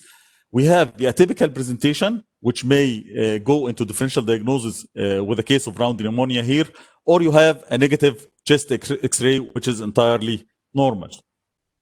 Moving on to CT chest findings. This is from the paper by Faust and colleagues, published in Radiology. It's still in press, actually, in Radiology Cardiothoracic Imaging Journal. And these are 3 CTs showing the progression of affection of lung in a patient with COVID-19. The early finding, you have this patch showing the halo sign. We have the halo sign here. We have then progression to this reticular pattern or subpleural pattern, even proceeding to crazy paving appearance in the late developed stages and even airspace consolidations. These are other examples of CT manifestations in typical COVID. We have these peripheral, bilateral, basal, subpleural infiltrates showing the halo sign, showing the ground glass opacities, and even progressing up to airspace consolidation. Another case of typical findings of COVID-19. This is the chest X-ray and the corresponding CT images in axial and coronal planes, showing the ground glass opacities and the progression of consolidation affecting the basal lung loops and even the upper, middle, and lower parts, the upper and lower lung loops in CT. Again, these are also manifestations of COVID-19 patients. This is the X-ray. We can see this shadow here, this ground glass opacity, which corresponds to these opacities in the lower lung. So to sum up the CT findings, we have usually bilateral, peripheral, and or subpleural ground glass opacities or consolidations, which has lower lobe predilection. And even we have with the progression of the disease, we can see the halo sign proceeding to ground glass opacities, then consolidation and crazy paving pattern. And late, if we do follow-ups, we can see fibrosis in such patients. Pleural effusions and lymph node or lymphadenopathy are seldom seen in these cases. As I said, all these findings are not specific. These are other presentations of mimics of COVID-19. We have varicella pneumonia, which may present with these patches, which is bilateral, we can see here, but maybe they're not subpleural and not in the lower loop as COVID. We have these mycobacterial infections presenting with 3 in-bud infiltrates and these subpleural infiltrates. We have the MERS virus, which is one of the corona virus family, which looks much like coronavirus patches, subpleural and peripheral, and affecting all the lung. And one of the recent findings in adolescents using vape, which is electronic vaping associated lung injury, which present by these patchy areas of ground gas opacities, as we see here in these cases. So remember, just because it's we are in the COVID era now, it's not necessarily that the findings you see in CT are always COVID. Again, this is just a summary of the Fleischner Society recommendation for reporting the films. And these are the structured reporting CT report from the Fleischner Society, which classifies it into typical, indeterminate, atypical, or negative CT findings. And these papers are easily accessible on the RSNA website, which I highly recommend that the audience could check them out after the presentation. So the important point I'd like to discuss, because I think most of the things I said was repeated several times during the day, is how are we going to image pediatric patients? We have to keep in mind, pediatric patients are sensitive to radiation. I should use, if I have the power to avoid using a high radiation dose, I will do. I should consider this. And unfortunately, I see in my practice that sometimes not all pediatricians are aware of the radiation injury to pediatrics. So the guideline here is also adopted from the Fleischner Society and the consensus formed by Faust et al. And they classified the patients into these three main groups. If the patient have mild symptoms, if they have moderate to severe symptoms, and there is no resource constraint, that means I have PCR testing, I have all the facilities that I can do lab investigation to confirm the diagnosis of COVID or not. And those patients with moderate to severe complaint or symptoms, and I have a resource constraint, that's to say I don't have a PCR test available, or the test results will take a long time until they show up. So the main consensus or the main guideline now is patients with mild symptoms, they first have to go to the PCR testing, and they don't require imaging. They don't require imaging at the time being, unless this patient is known to have comorbidities that will affect his condition. That's to say, if the baby is immune compromised or have an organ transplant or anything that will affect his immunity or his course of the disease, then I should weigh the benefit and disadvantage of doing a baseline CT or a baseline chest X-ray if needed. So this, the mild symptoms, usually most of these patients will be treated symptomatically, and I might not need any imaging if they progress very well and their prognosis is good. If I don't have the other case is if I have moderate to severe cases and I have no resource constraint, that means I have available PCR testing that is rapid and reliable, I will do a PCR test and I will start with a baseline chest X-ray. I will try to save CT for if it's extremely needed, as if this patient, I suspect that his clinical picture is deteriorating or his oxygen supply is increasing or something like that, or if I'm suspecting something like a pulmonary embolism, then a CT with contrast will be highly indicated in this case, as the imaging findings will modify the course of management of the patient. As you can see, I'm trying to avoid doing a CT or a high dose radiation exposure study to these patients. If I have a resource constraint like the condition here, PCR testing is not always available, then I should consider and weigh the benefit of doing a low dose CT to diagnose or check for lung affection, and then I'll be following up the patient by sequential X-rays if possible.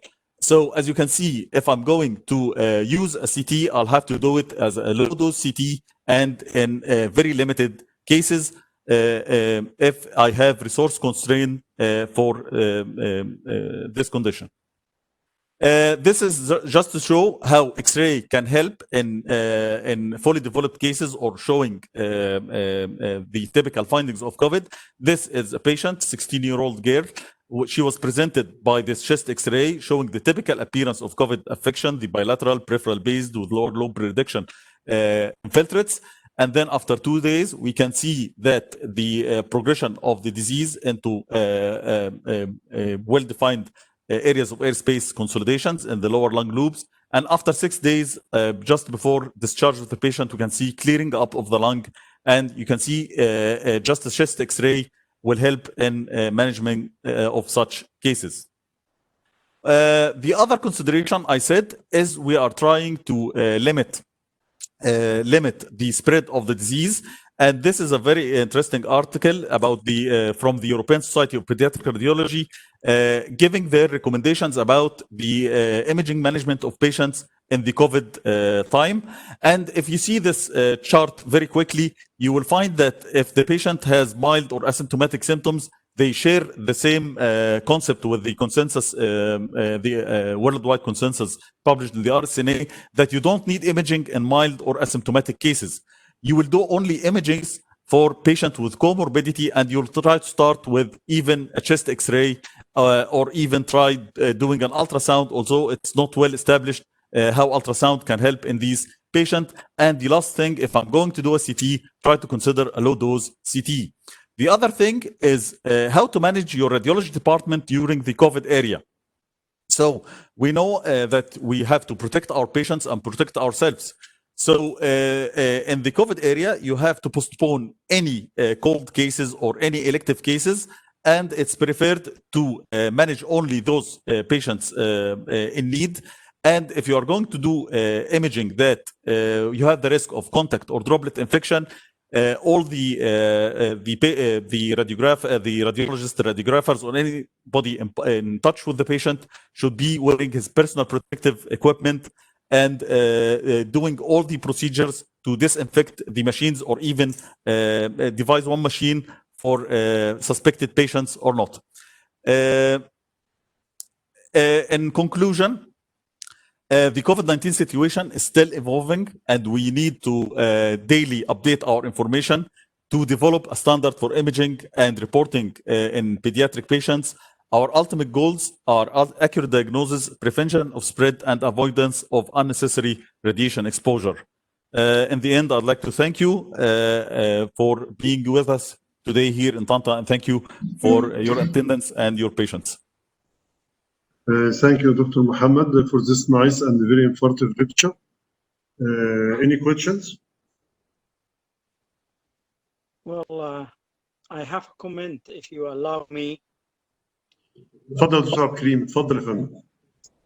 Well, I want to give a short idea about our opinion on a diagnosis. And there is a lot of comments about X-ray, CT scan, screening. Did you hear me? الصوت بيقطع دكتور عبد الكريم، الصوت بيقطع يا فندم. Well, it was this problem from the beginning, but I try to do my best. I'll be near to the modem. Anyway, what we are doing here, at least where I'm working in collaboration with Wuhan Hospital, the origin of the disease from the beginning, we discover in most of the cases who come to us, really nobody come to the radiological department unless he suffering or he is referring for diagnostic modalities. We start in the beginning with the chest X-ray, but we discover in a lot of cases there was no benefit. Therefore, I think that low-dose CT scan without contrast to discover the beginning of the disease will be fine. And this method help a lot of patients to recover soon. But if you see already that there is infiltration in the chest X-ray, then this is too late. Therefore, our opinion, and at least is my advice, if there is any suspicion of COVID, then low-dose CT is the answer as a screening if the CT scan is available. Of course, not for children, but at least for adult and elderly patients. This is my comment. Thank you. Of course, Dr. Ahmed and Dr. Mohammed given a good idea, but I think screening should be with low-dose CT by suspected cases and not diagnosed cases. Follow-up is with X-ray is fine method and excellent method, but not for a diagnosis in the beginning. Thank you. شكرا دكتور عبد الكريم. شكرين. في سؤال ثاني دكتور محمد من دكتورة سحر. She's asking about the percent of children exposed to COVID. I don't have an exact number, but one of the things is you have to consider if the patient has been in contact with either an infected person or he's coming from an infected area. Yes, can you hear me? كده سامعينك الصوت قطع يا yes. محمد. Yes, I don't have an exact number for the percent of children exposed, but one of the things written in the literature is you have to consider when triaging the patient if he has been in contact with a patient known to have COVID, or he's coming from an area where COVID is pandemic there. So this should be put in consideration before assessing the clinical condition of the patient. You have to check his surrounding and his contacts, and if he had any travel history to an infected place or a place where the pandemic is well established. I hope this answers the question. Thank you, Dr. Mohammed. Thank you. Any other questions? دكتور محمد في سؤال من الدكتورة رانيا مهران. Can lung ultrasound can be alternative to CT regarding screening? Well, actually, I don't have the exact answer now. I've done some lung ultrasound studies in other conditions and following up neonates on mechanical ventilation. So I know that ultrasound is quite sensitive to the interstitial edema in the lung, and you can pick it up easily with ultrasound. I think I didn't revise this area exactly, but I think it has a potential. I think so, but I'll have to check for you and get back to you, Dr. Rania. Thanks for your question. It's a very good one. Thank you, Dr. Mohammed. Thank you. Okay. Dr. Kamal Okasha, want to tell Kamal Okasha? السلام عليكم. السلام عليكم. بس can Dr. Thank you very much for all speakers from everywhere in the world, and I specifically thanks Dr. Hussam for this very precious meeting and giving us the chance to get in contact with our colleagues from European and American countries and from Arab countries. It's really a chance actually to be in contact with, as I've mentioned earlier at the beginning of the meeting, it's kind of, very interesting just to hear from other subspecialty rather than chest or other medical staffs in terms of extrapulmonary imaging for COVID-19. And throughout the lectures, I just have been very excited actually to listen from all my colleagues and new ideas about the diagnosis of COVID-19 by different methods of imaging. I'd like to thank Professor Tariq Al-Dayasti for giving us the time actually, and he's one of the really very elegant doctors actually in Delta. Actually, we are very proud to have him among us in Delta region actually from Mansoura, and he's always very helpful and we are very lucky to have him among us. And again, just we are very lucky to have the head of the Society of European Society and the Arab Society. We are very glad to be with you today. And I'd like to thank all members that just get the chance for this meeting to succeed, to be succeeding. Dr. Mohammed Al-Nimr, IT, Dr. Dina, and all members of IT. Thank you so much. Dr. Hussam and his colleagues from radiology department and from all assistants in the university. And finally, I'd like to thank Professor Dr. Magdi Sarba for just giving us the chance to promote or to give this meeting the patronage of His Majesty and other Vice President of the university. Myself, I'm very happy actually to be one of these members that allow this meeting to succeed. Thank you so much again, and looking forward to give you to have you again more and more. Thank you so much, and have a good night. Assalamu alaikum wa rahmatullahi wa barakatuh.